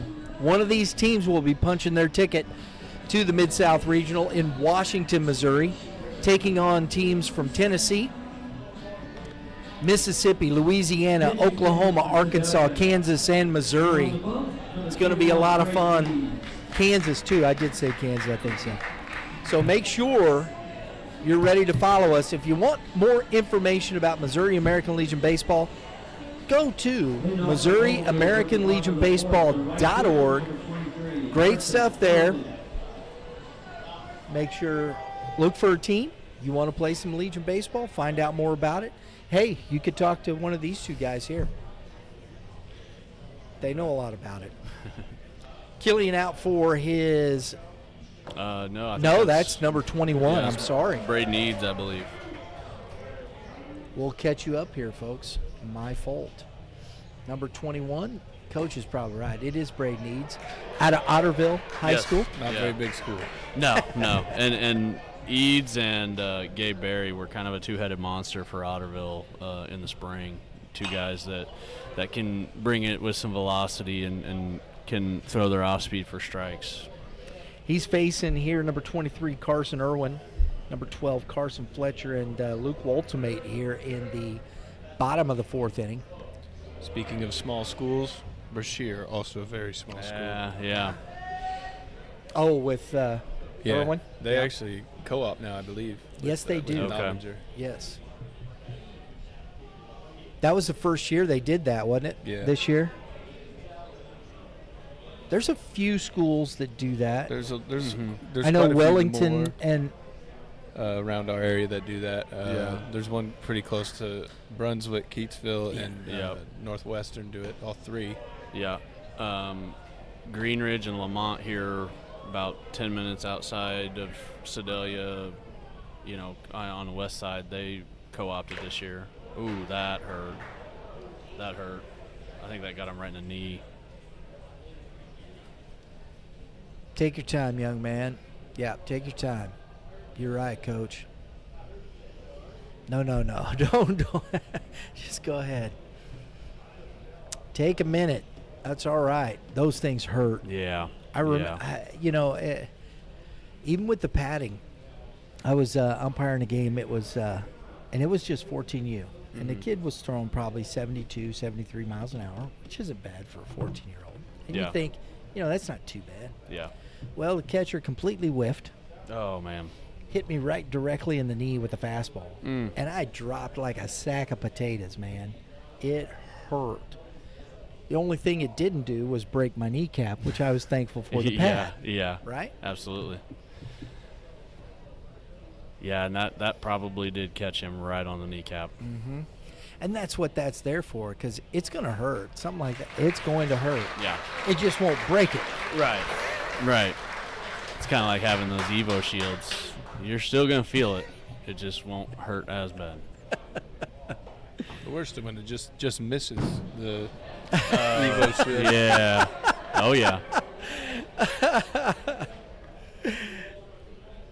Yeah, he's going to be feeling it, at least for the rest of the day, and probably. Is that an injury that, you kind of worry about over the next few days? Kind of, a bruise, maybe a bone bruise Absolutely. that just kind of lingers? Yeah, well, and especially with being a catcher, squatting, being down so much, down to up,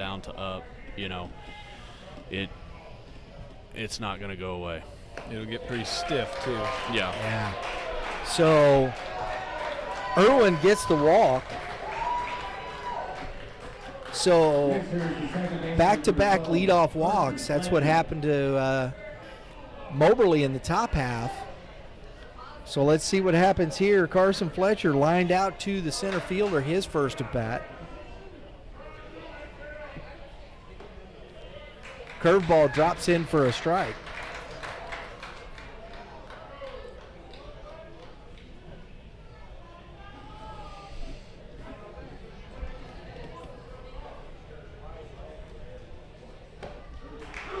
That's strike two.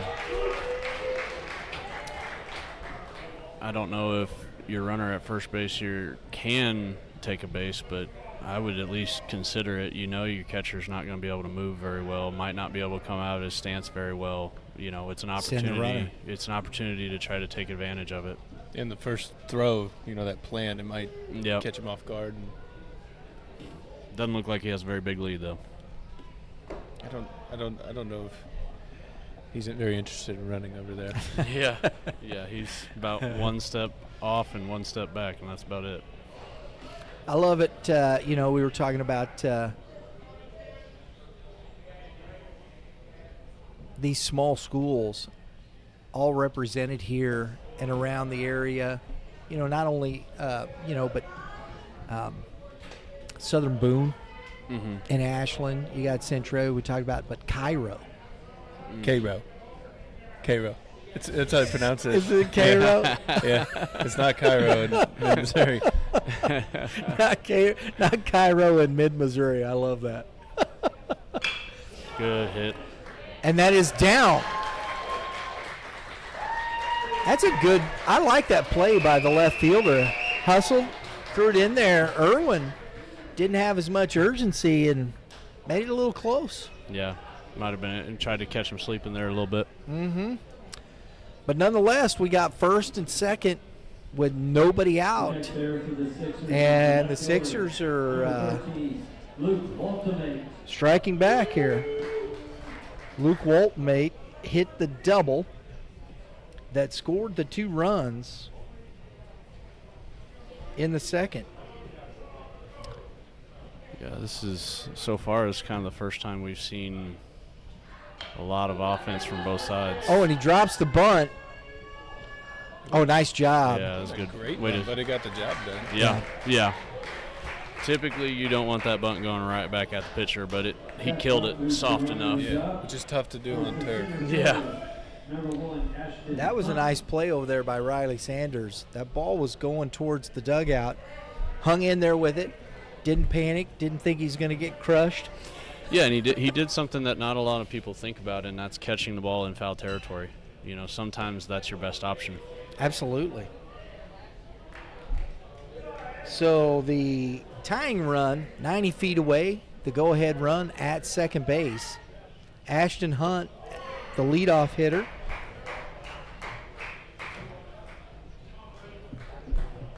And it is 2 balls, no strikes to Hunt. You do sometimes get really nervous when you have a pitcher fielding a bunt because they're so used to throwing the ball as hard as they can, and then they have to turn and throw to first base, and that's when they sail it down the right field line. Chuck it into the universe. Oh, yeah.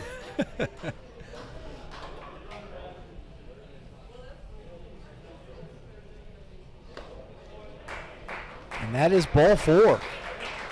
So a 4-pitch walk after the bunt. The first baseman, number 3, Cooper Harvey. Loads him up and brings up Cooper Harvey, who is 1 for 2.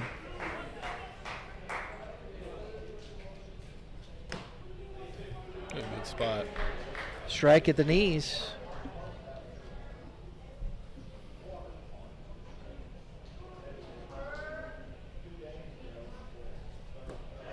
And that's in the dirt away. Nice job. There you go right there, guys. Archibald gets that one off. He popped pretty good there.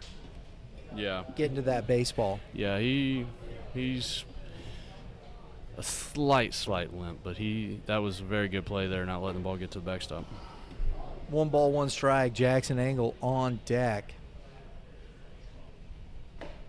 Curveball misses up. Ooh. Braden's gonna have to find That's a that tough pitch take if he right wants there. to last too long. He flinched a little bit. Yeah, he thought about it. That's a good pitch on the outer half. 2-2. I will admit that's frustrating as a coach when you see an umpire flinch. Pull the trigger. Yeah, let it fly. And a ground ball to the first baseman. He steps on one. Yeah. Again, that was a really good job of just getting an out, and not trying to force a double play anywhere and throwing it away. So a productive out. Yep. It's 2 outs, but it ties the ball game. RBI ground out for Cooper Harvey.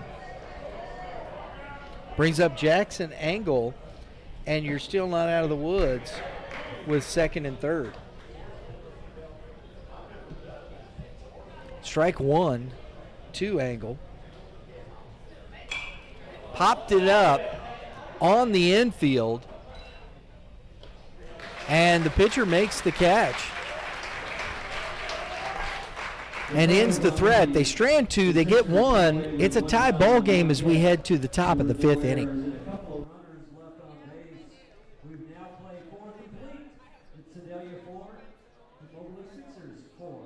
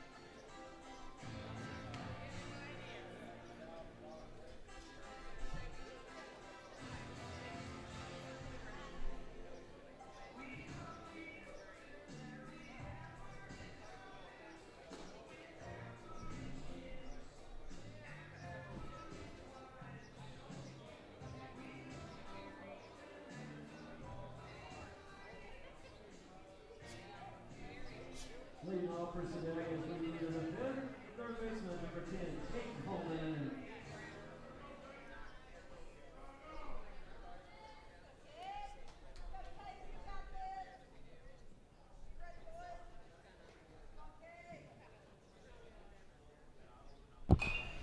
All right, folks, we're back.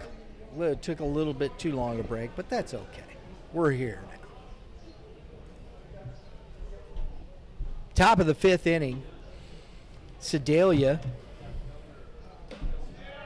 coming up to bat. Cade Baum out for his second inning of work. Caden Holman at the plate.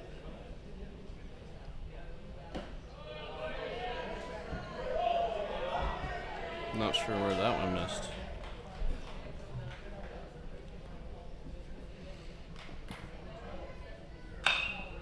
And that ball is lifted into center field. And catch made by Ashton Hunt for out number 1. Next here for the Travelers, the first baseman, number 27, Camden Everhart. This would be a great inning for Cade to settle in. If he manages to have an efficient inning, I could see him going quite a few more innings, maybe even finish it off. Yeah, absolutely. Just got to try to find the rhythm.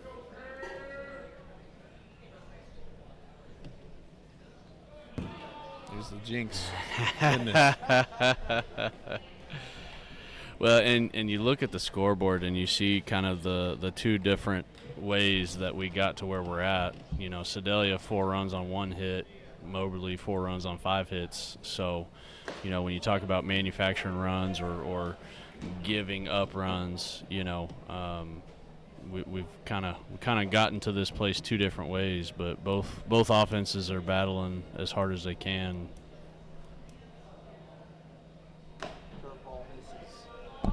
Curveball misses away. 2 balls and a strike to Everhart. That was a good pitch right there. 2-2. He has a little bit of a deceptive whippy action. Yeah, You know, he has real long arms and legs too. Yeah. It kind of whips forward there right at the last second. Just got the bat on it to foul it off. Stay alive in this count.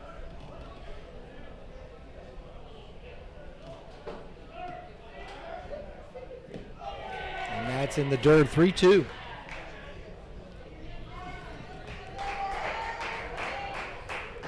Everhart's seen at least 3 balls in every count today so far. He's really had a nice, patient approach at the plate.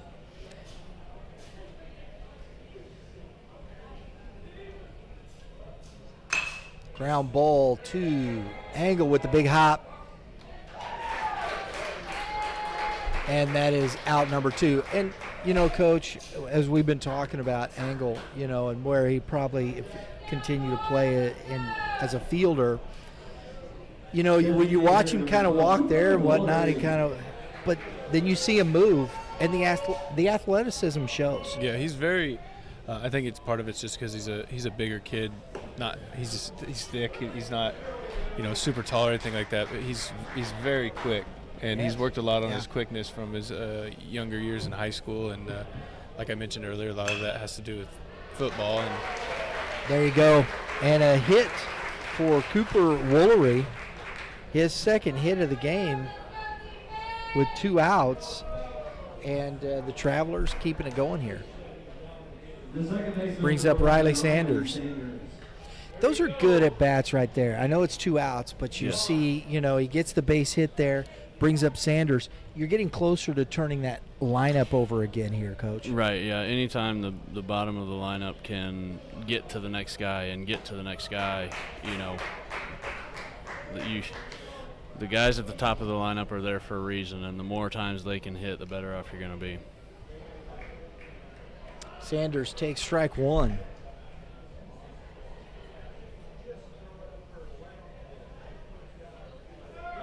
Runner goes. The throw down is not caught, but that'd have been a close play either way. It was a pretty good throw. He kind of handcuffed Jackson there. Had kind of a funky hop, bounced straight off of the turf. Yeah. Little too close to the bag. You'd like a little bit of a longer hop probably there. Yeah, I agree. Again, 2 strikes on Sanders. Go ahead, Coach. yeah, with Cooper, normally being a leadoff type guy, I'm not surprised by the aggressiveness there. He gets on. He likes to go. We tell our guys in certain situations we have a green light, and that green light means you better go in 2 pitches, or I'm telling you across the field to go. And if you get thrown out, it's your own fault. That's right. 1 ball, 2 strikes to Sanders. But by getting that base now, a base hit, you score a run.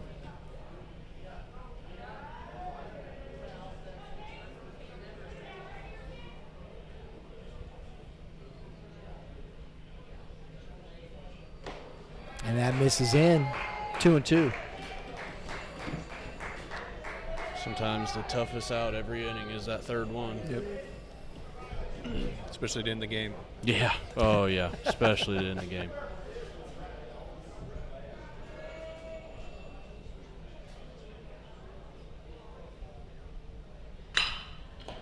Grounded back to Bohm.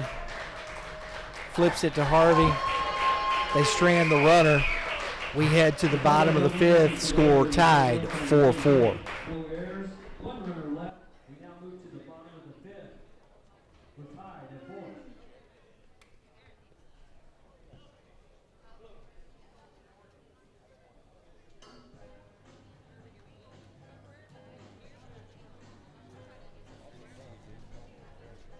Blue.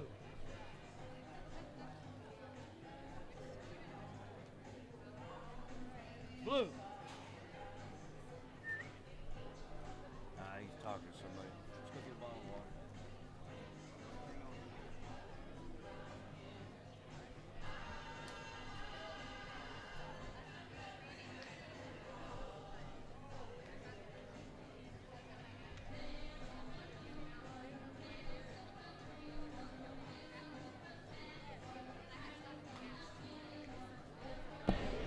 All right, folks, we want to thank our sponsor, Best Western State Fair.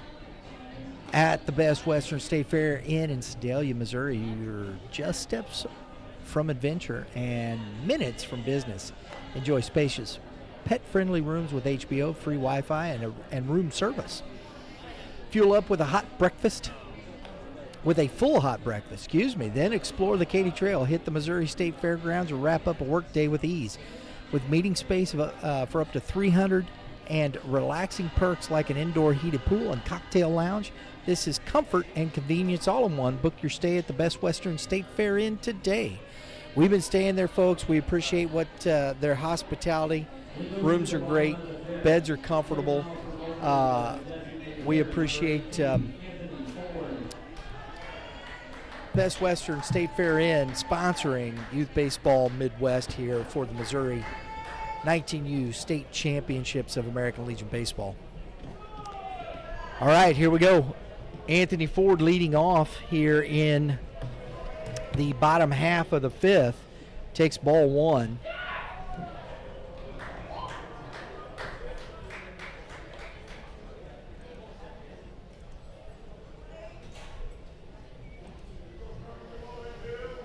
Braden Eads out for, I believe this is his 3rd inning of work, isn't it? It's either 3rd or 2nd. I don't remember.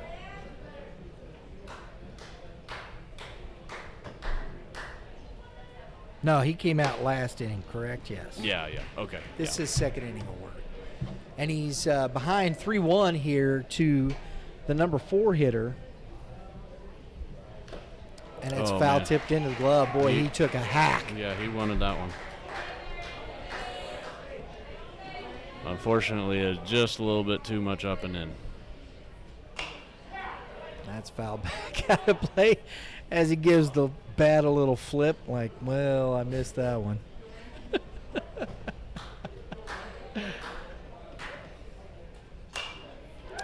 And that's going to get into the electrical appliances over there. Little substation.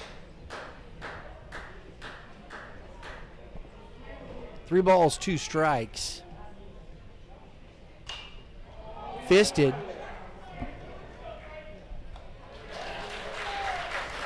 Makes me nervous every time. and on that one, he was the only one that had a chance to catch that one, unfortunately. But it was a good job staying with it. But that's one that you see too many times pop right out of the palm of the glove. And we got 1 out, and that brings up Nolan Samuels. Ball's in the turf. Ball 1.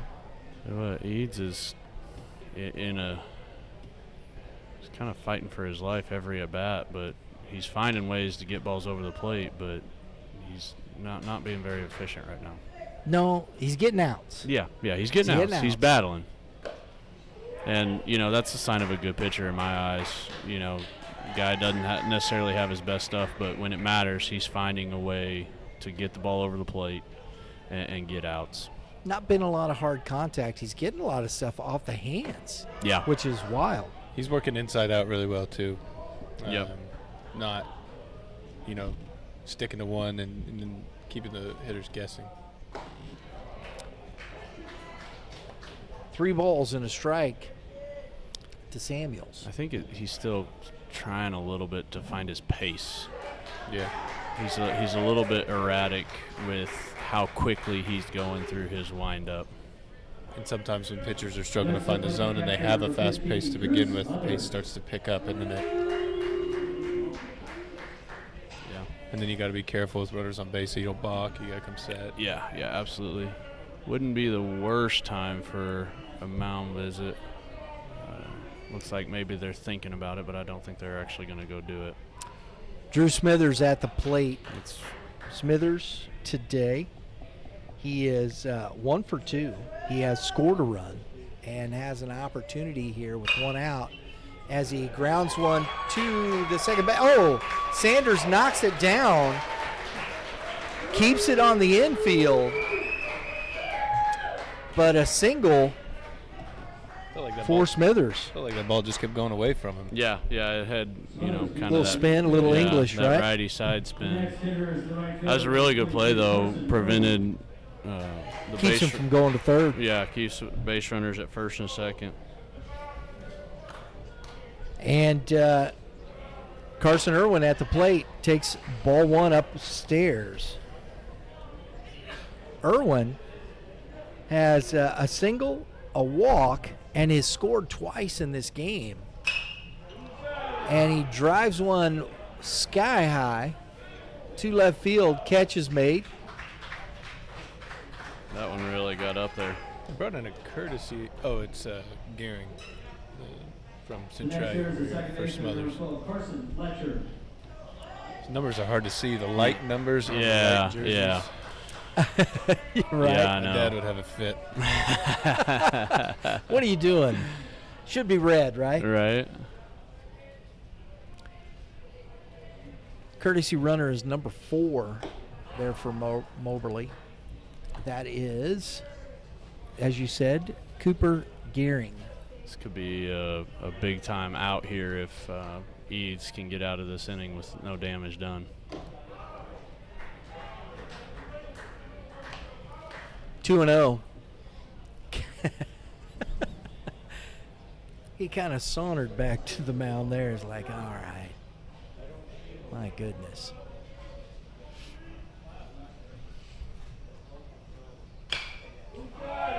And another fly ball. Can of corn. Out number 3, so he does. He strands both runners.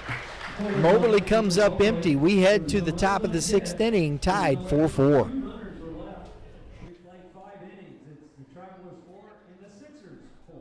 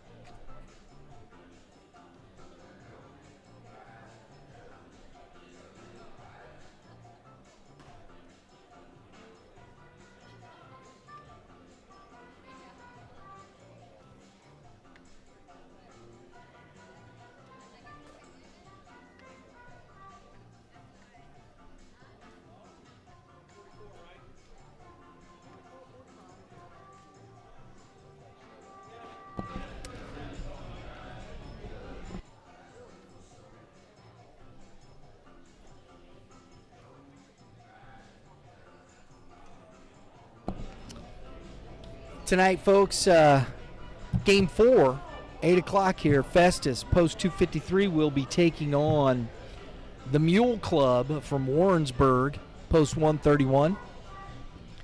Looks to be another dandy. Tomorrow we got a full slate of games starting at 10 a.m. Don't want to miss it. The bracket is setting up pretty good. We got 10 a.m. tomorrow, Kirkwood, Moberly. You got 1 p.m. Jeff City versus the Mule Club. Then we head to the semifinals.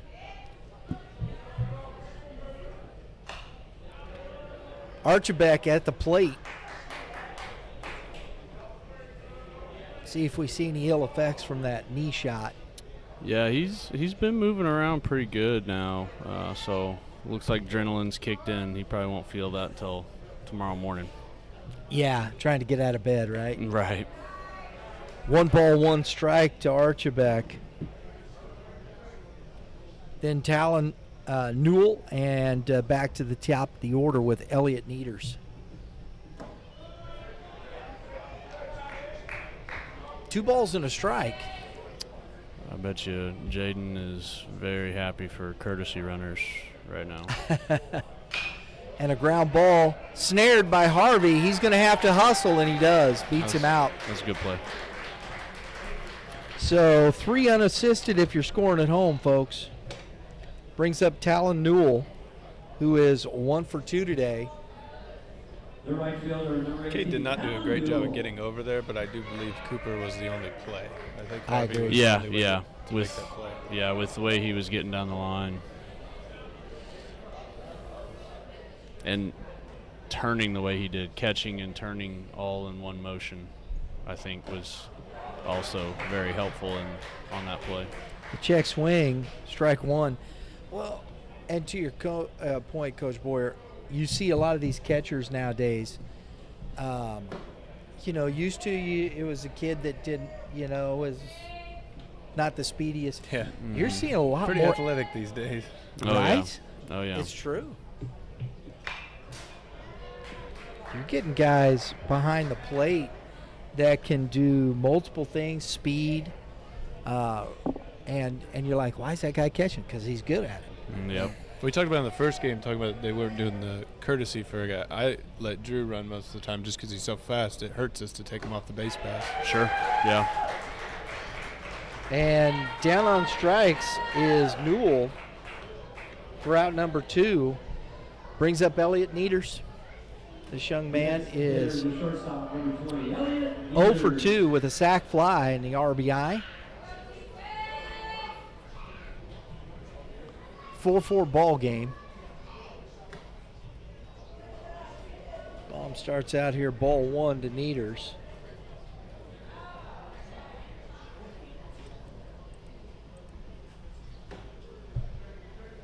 Misses in. 2-0. See if Nieders decides to swing here 2-0.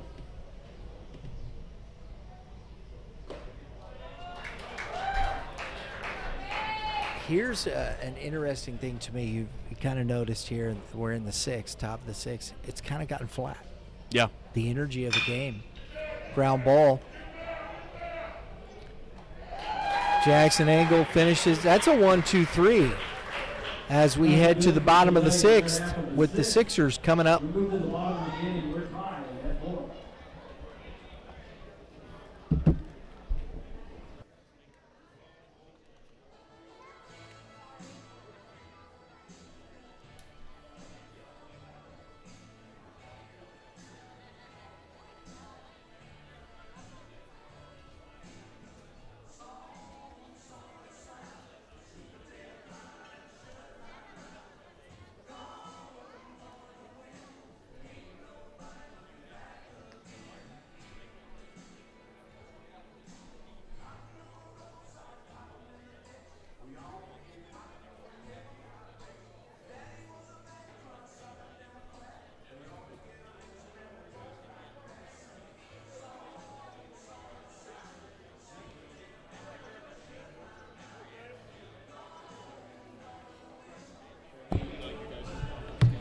All right, folks, our good friends over at Game 7 Baseball Game7baseball.com. Go check out their fall schedule.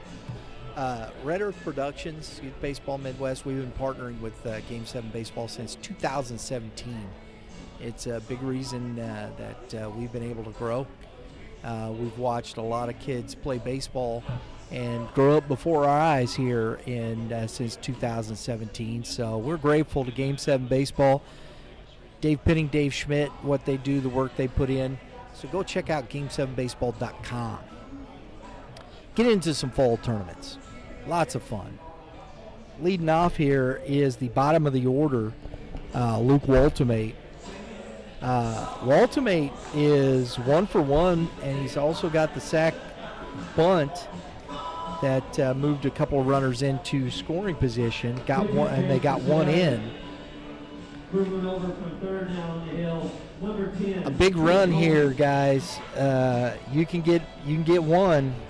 Yeah. That's the opportunity to put it down in the 7th. It'd be good for the Sixers to get a run here and then try to just get out of a game which I would think that they did not play the cleanest game of baseball. A lot of sloppiness on the defensive side of the ball. And we have a new pitcher on the mound. That is number 10 for Sedalia, and that is Caden Holman on the mound. And a big Texas League hopper, and it's going to be safe. That's a tough play. Yeah. That is, man.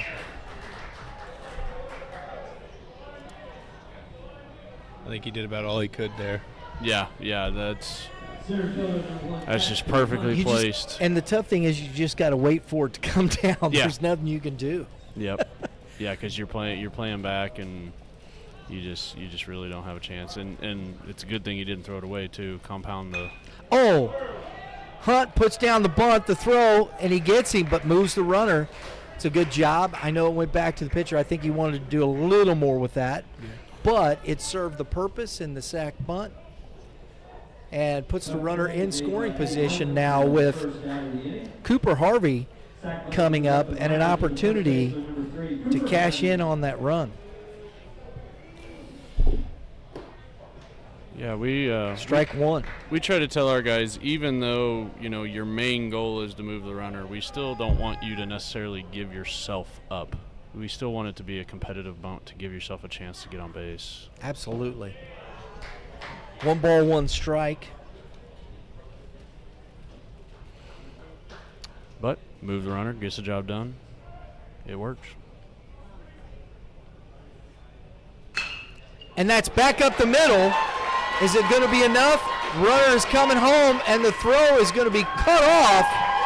Cooper Harvey coming through here in the bottom of the 6th inning with a 1-out RBI single for Moberly to take the lead 5-4. That's where that bunt comes in huge right there. Yeah, absolutely. Get that runner to second base, and good execution there. Great job staying up the middle and hitting the ball right back at the pitcher. Brings up Jackson Angle.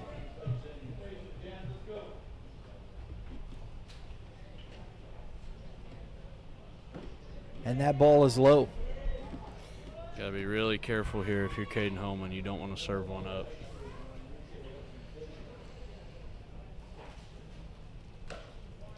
That misses outside. 2-0 to Angle. Are you going to keep that runner stayed put, Coach Boyer? Probably with Jackson up at the plate. I do like getting out of the double play here, though. But Jackson's quick enough that he usually can run it out. 3-0. I thought, he's going 3-0, baby, but he didn't. He just kind of timing. He takes a strong take, 3-0. I don't even know if I could get him to swing 3-0 if I tried. Really? And that is ball 4, so Angle takes the walk, puts runners at first and second with 1 out, and Anthony Ford, who's got the RBI sac fly, other than that, he's 0 for 2.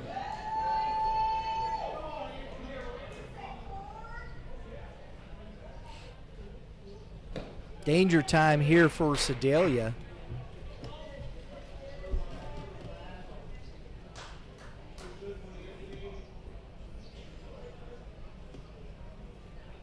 He was quick there. Yeah, I got to be careful, make sure he doesn't get called for a balk. Good time here by Archbeck, calming him down, not letting him get too riled up here. Pitching coach, everybody stay put. I'm just going to come out here and ask you, what do you do with an elephant with 3 balls? That's right. You walk him and you pitch to the rhino. You guys know where that's from, right? That's a little pop culture for those. If you know, put it in the comments below. You guys ever seen Hot Shots, the movie Hot Shots? Oh, man. Charlie Sheen. I saw it a long time ago. It's a minute ago. Yeah, I saw it a long time ago. That was the joke. She said, he said, "Are you kidding?" And she said, "If I was kidding you," and that was the joke she told. I always give him I can't remember if it was Mike Maddox or Duncan, pitching coach for the Cardinals. They always called it the claw. They always gave those guys the claw, the arm on the hand on the shoulder, the mound visit. Oh, that's the Cardinals pitching coach, right? Yeah, I think it was Mike Maddox, the previous pitching coach. Yeah. It might have been Dave Duncan too, but I remember they always called it the claw. I always get the pulse. It's the Vulcan, Right. 3 balls and no strikes to Anthony Ford. He wanted to swing that one. Yeah. That's incredibly good patience there not to swing at that one. That's the proverbial cookie. Mm-hmm. And that is ball 4.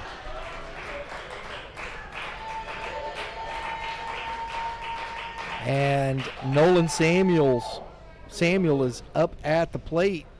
And we have the bases full of Sixers. I don't think he'll be overly aggressive here, but if there's a pitch he likes, he'll swing at it. Yeah, be a good time for it. And misses, ball 1.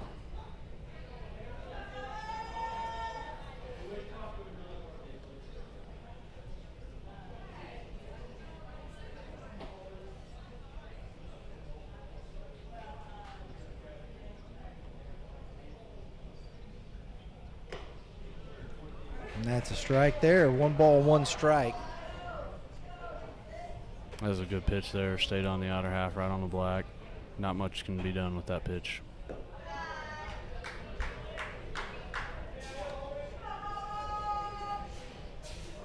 One out.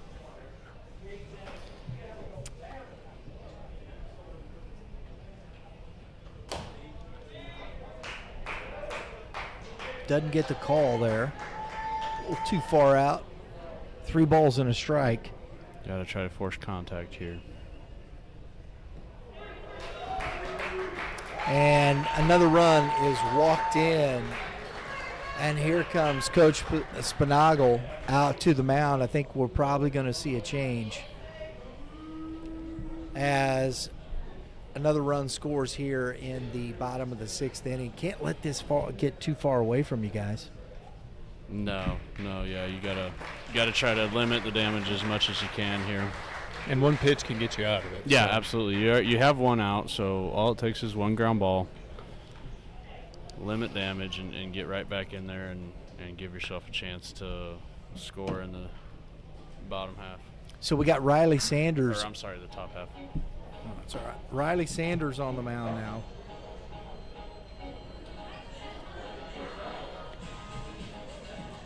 As Holman, coach going over there saying, "Hey, it's all right, kid." Holman records 1 out.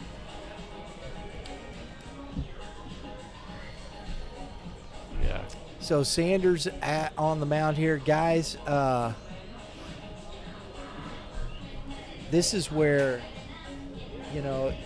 as a pitching staff, like you said, you just want 1 ground ball. Yeah. Coach Spinagle knows this. He's trying to get the double play for that double play. But you got to get hard enough contact to really make that, because right here we've got some guys with some speed. And these bases, Moberly runs the bases well. Yep. Up and down. There's nobody that's really slow. So, I mean, that's a push. Even if you can get 1 out. Correct. Continue to limit damage, right? Yeah, absolutely. we always say in our program, one out is a must, 2 is a bonus. Because you can't have 2 without the first one. So you don't want to rush that first one. And you can also get 1 out at home without getting a run in too. Yeah, There you go. absolutely. A weak pop-up also doesn't score a run as well. So. Right, yeah. And it looks like Coach is going to play for the double play up the middle, and the corners are in. Yeah, it's kind of goes back to what we talked about early in the game. You know, do you play in this situation or do you play back? And Moberly chose to play in. Sedalia here choosing to play back. And I don't necessarily think either one is more right or more wrong. It's just how you feel about your ability to turn a double play. Yeah. And 1 ball, 1 strike. Go ahead, if Coach. you know your opponent too, and how the kids run and stuff like that too, it affects that decision as well. Yeah. Drew Smithers at the plate. He fouls that one back. I would like to see the middle infield be a little bit more pinched to give themselves a chance to turn double play. Curveball misses up. Smithers has had a pretty darn good day at the plate. 2 for 3. Scored a run. I tell you here, guys, we got to think about, I think we're going to have some of our first offensive guys as our players of the game. We've been pitcher heavy, I should say. Yeah, I agree. I think it's got to go to the offense, in this game. That's foul back out of play. Ford has the signs out there at second base. Yeah, that's what I was noticing. And I think he's been right. Right. Sometimes they'll be our guys get frustrated. They're picking signs. I'm like, well, they haven't been right on a single pitch. Yeah, exactly. Evidently, Coach Archibek saw it too. Right. Yeah, he was right on the last 3. Yeah, and that could be coming from the catcher. That could be coming from the pitcher. So That's true, yeah. you got to get on the same page, and you got to make sure that both sides of that equation are not. And I think he might be going location. More than anything, right? Yeah. And the frustrating thing about it as a coach is you see him doing that, and you're like, well, let's change our sign. Let's do something different. But at the same time, good on that kid for being able to pick it out and being able to help his teammate. And that is ball 4. And another run scores. It's 7-4 on the bases loaded walk. And it's not getting better for the Travelers here. This could be the end of their season. I'm not a big fan of the shouting. Right. Yeah. I like more of the subtle. Yeah. No, I'm with you. And again, I know the players can get frustrated with it as well, but I'm like, well, don't make it easy for them to figure out what you're doing. That's part of the game. Carson Irwin at the plate. 1 ball, 1 strike.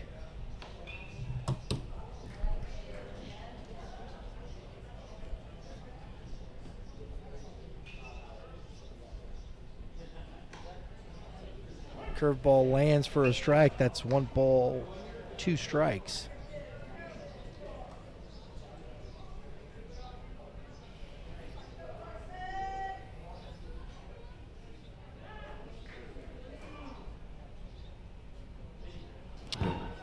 And that is going to get another run home. Ford hustles in on the wild pitch, gets away, and it is 8-4. It didn't carry him as much as I thought it would. Mm-hmm. And it is a tight backstop, so you can get a lot of bounces off that. Yeah. Mm-hmm. Well, it is padded, so that does kind of kill it a little yeah. bit. But, yeah, I'm with you. That didn't shake and I rattle. thought it was going to come back to him a little more. Yeah. Mm-hmm. Yeah. And that misses. It's 3 balls and 2 strikes. It got an open base. Carson Fletcher, Luke Waltemate at the bottom of the order here. And that misses low, and Irwin draws the walk to load the bases. That is 5 walks in a row. Yes, it's not getting pretty, and Coach Spinagle back out to the mound, and yep, he's going to take the baseball. Sanders is heading to the dugout and going to be replaced by That's Adam Rowe. Adam Rowe. Mm-hmm. He is he's going to be a senior at Smith Cotton. Oh, fancy that. Yep. So talk to us about Adam Rowe, Coach. Yeah, he's a guy that kind of was a little bit of a Swiss Army knife for our pitching staff this past spring. He's a guy that he has a good run on his fastball. He's got some deceptive velocity. He's kind of a smaller frame, but he can really let the ball fly, and he's got a good slider as well to help keep the batters off balance.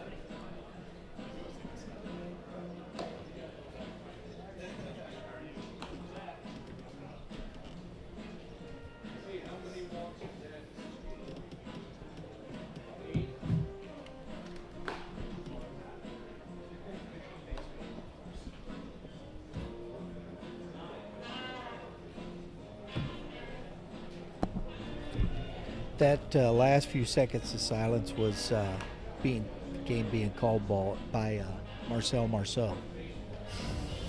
I pulled him out here big time. You guys know Marcel Marceau? Gosh, I'm old, man. I'm way old. Yeah, that one's lost on me as well. He was a French mime. Okay. Famous French mime. And so, they don't talk, so that's... Yeah. That's bad. I'm gonna quit now. My pop culture references are way too old. No, that's all right. That's all right. You gotta keep throwing them in there. One of them will stick. That's actually he's got a funky delivery here a little bit. Yeah. He, like I said, he's very deceptive. He's got some deceptive velocity. It kind of jumps on you a little bit. At times he can really pound the strike zone, and at other times he's struggled a little bit to get in the strike zone, but really good pitcher. He seems like he hides the ball well, and usually that can get on you quick. Yeah, absolutely. All right, here we go. He's going to face Carson Fletcher here. Big deep breath and winds and fires. Fastball. That's a Maverick right there, boys. Did you have any of the first game before I got on, or is that the first one of the the day? No, I don't think so. I don't think we had any Mavericks today. Okay.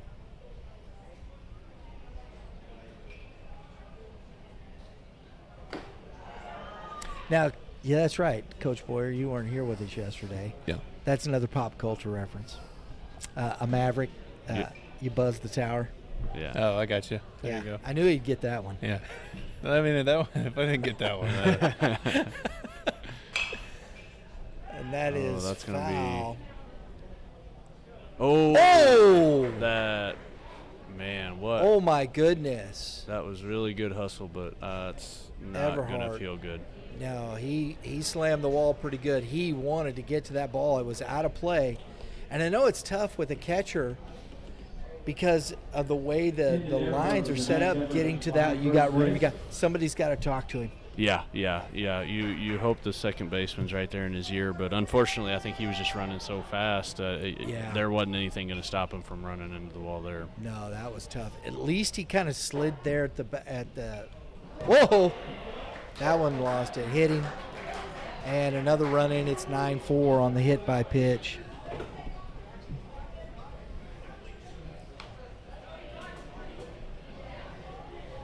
And this is getting away from Sedalia pretty quickly here, folks. The next here is left fielder, number 13, Luke Altamate.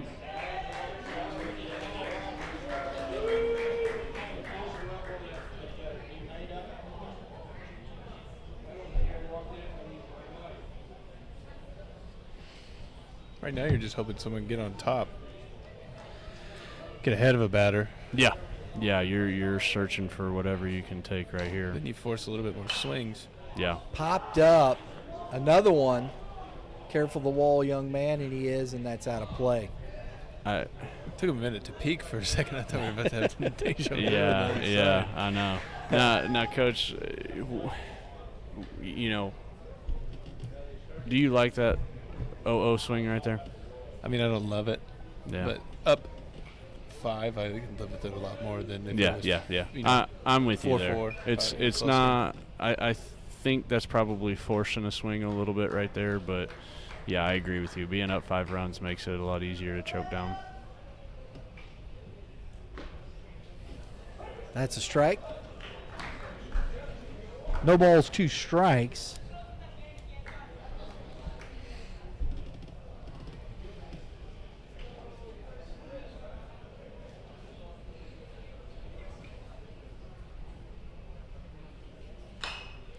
That's fouled back out of play. He's got a couple hits on the day, though. Yeah. One or 2 hits on the day. That helps a little bit, too, with Sure. with Yeah. living with Yeah. him. Yeah. He's hadn't got out yet today. Well, the sack bunt, but that doesn't go on the I record. wouldn't mind Luke Waltimate here as our player of the game. He's the guy that got it all started with the double. Yeah. Yeah. He's had a really good day at the plate. And, you know, we talk about the bottom of the order, guys. Yep.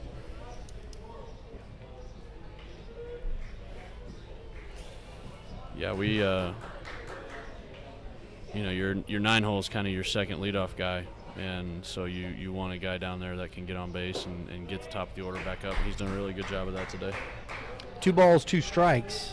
I wouldn't mind Cade Bohm getting up and throwing some pitches over there. Yeah, I'm with you. Stretch. Unless he's not. Keep it. Yeah. Well, Unless yeah. he's not coming back out. You'd think someone else would be. Yeah, it's a long time to sit there and not play catch or move around or do something. Ultimate's seeing it really well right now. Getting a piece of some pretty good pitches here. 2 balls, 2 strikes.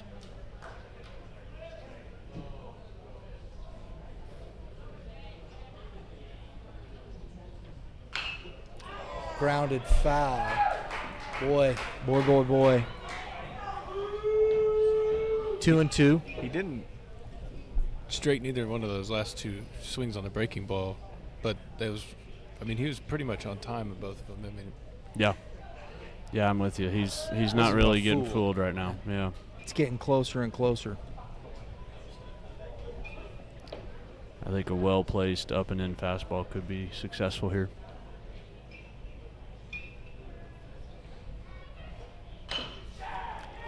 A little flare. Oh, and he can't make the play. That's tough, right in the Bermuda Triangle. Yeah. It is 10-4 and an RBI single again for the number 9 hitter, Luke Waltimate. He has been on base 3 times, has the sack bunt. This young man's had a heck of a day at the bottom of the order. Yeah, and for Sedalia right now, just nothing going your way. No. And you just gotta keep fighting. You just gotta keep trying to find a way to stay in it, stay locked in, and when an opportunity comes your way, just make a play. Hunt fouls that one back out of play. He's down 0-2. It's still just 1 out here in this bottom of the 6th inning. They put up 6 runs.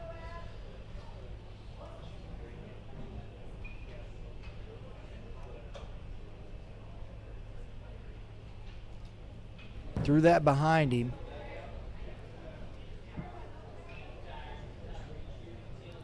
Irwin didn't go. I don't know if he was told not to go or just I really wouldn't think doesn't. so.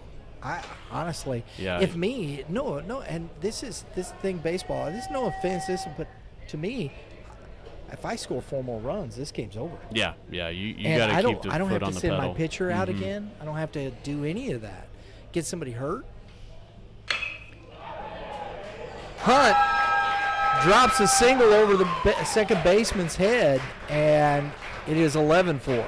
plus runs in pool play, runs always count. I know Yes. not necessarily maybe in a situation right at this moment, but they all do count. Yeah. In some sort of and the runs against. So if you can keep from having to go back out and say they score a couple in the bottom half of the inning or the top half of the inning, you don't want that. Right. Cooper Harvey, wall. Oh, good hustle. Oh my goodness. He made I'll that give a- these kids some. They're going to getting it. Yeah. There's no give up in this team. I mean, I know they're maybe feeling a little bit down and out right now, but they're not giving up. They're going to keep playing hard. They're going to keep going as hard as they can, and just unfortunately right now, not getting any balls hit right at them. Harvey fouls that one back out of play. 0-2. Rose had this situation now. He's been ahead. He's in the zone, and he's had a couple of that one just got over the second baseman. Yeah. And back up off the ankle, and that's a great job by the base runner to avoid the ball hitting him. Yeah. I hope Rose okay. I don't know. I think that if that must have just kicked off his foot. Looks like he's all right. Another run scores.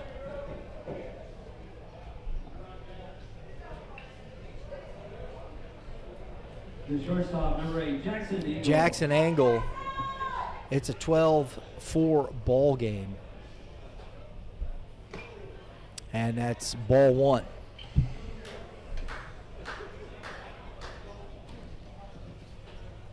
This game could be over with one swing here, guys. Oh, a little fist job, and it gets through. Man. And coach stops the runner at third, and it's 13-4. I mean, that's just a little jam shot. Yeah. It's unfortunate. There's a lot of walks, and then this guy comes in and he Rose a lot of unlucky. Yeah, Rose breaks. executing pitches. They're just finding holes. You know, they like you said, they haven't hit a single ball hard. They just hit it exactly where nobody else is. But it's important here for Rowe to not give in and don't just hand over this last run. You know, be competitive. Yeah, keep executing pitches. You know, again, it's high school baseball. Anything could happen. Boy, ain't no lie. Popped him up, and that's going to get foul out of play. This is Anthony Ford. Luke Waltimate, I'm definitely going player of the game. Bottom half, he's been dynamic at the bottom of the order here. Yeah, I like that. He's been producing a lot of runs too.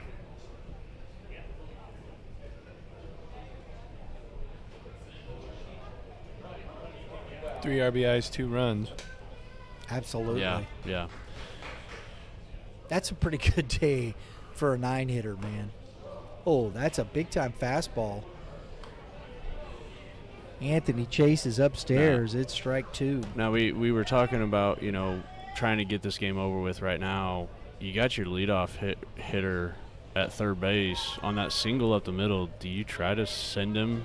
And if you get thrown out, it's not the end of the world. You're still up 9 runs, but if you score that run right there, now game's over. Game's over, yeah. I agree. I think he could have, but I'm not quite sure what was going on there because he put the stop sign up pretty quick. Okay. And I'm not quite sure why, but that's their prerogative. So, and that's going to be a sack flag tag, and he drops it. And he's going to throw home, and that's going to be the game. And a little frustration as that finishes there. I feel bad for Whisker out there. Yeah. Heck of a ball player, and to way that ended, that's tough for him. But, folks, Moberly scores 14 runs, takes down Sedalia. Sedalia's done. That's the end of the tournament for Sedalia. Heck of a ball game by those Sixers. We're going to be getting set for the nightcap here. Our player of the game, guys. Who do you got for Sedalia? Who do you think? Got to get one here. You know, I think Cooper Roller had a pretty good game. Had a good bunt there, single late. You know, kind of got the action going there in that inning where Sedalia scored the 2 runs to tie the ball game. I think he was kind of a catalyst for Sedalia today. Absolutely. All right, folks, that'll do it for us here. We'll be back for the nightcap. But from Liberty Park Stadium and for my cohorts, Coach Boyer, Coach Zimmerman, we'll see you at 8 o'clock. Versus Lawrenceburg Field Club.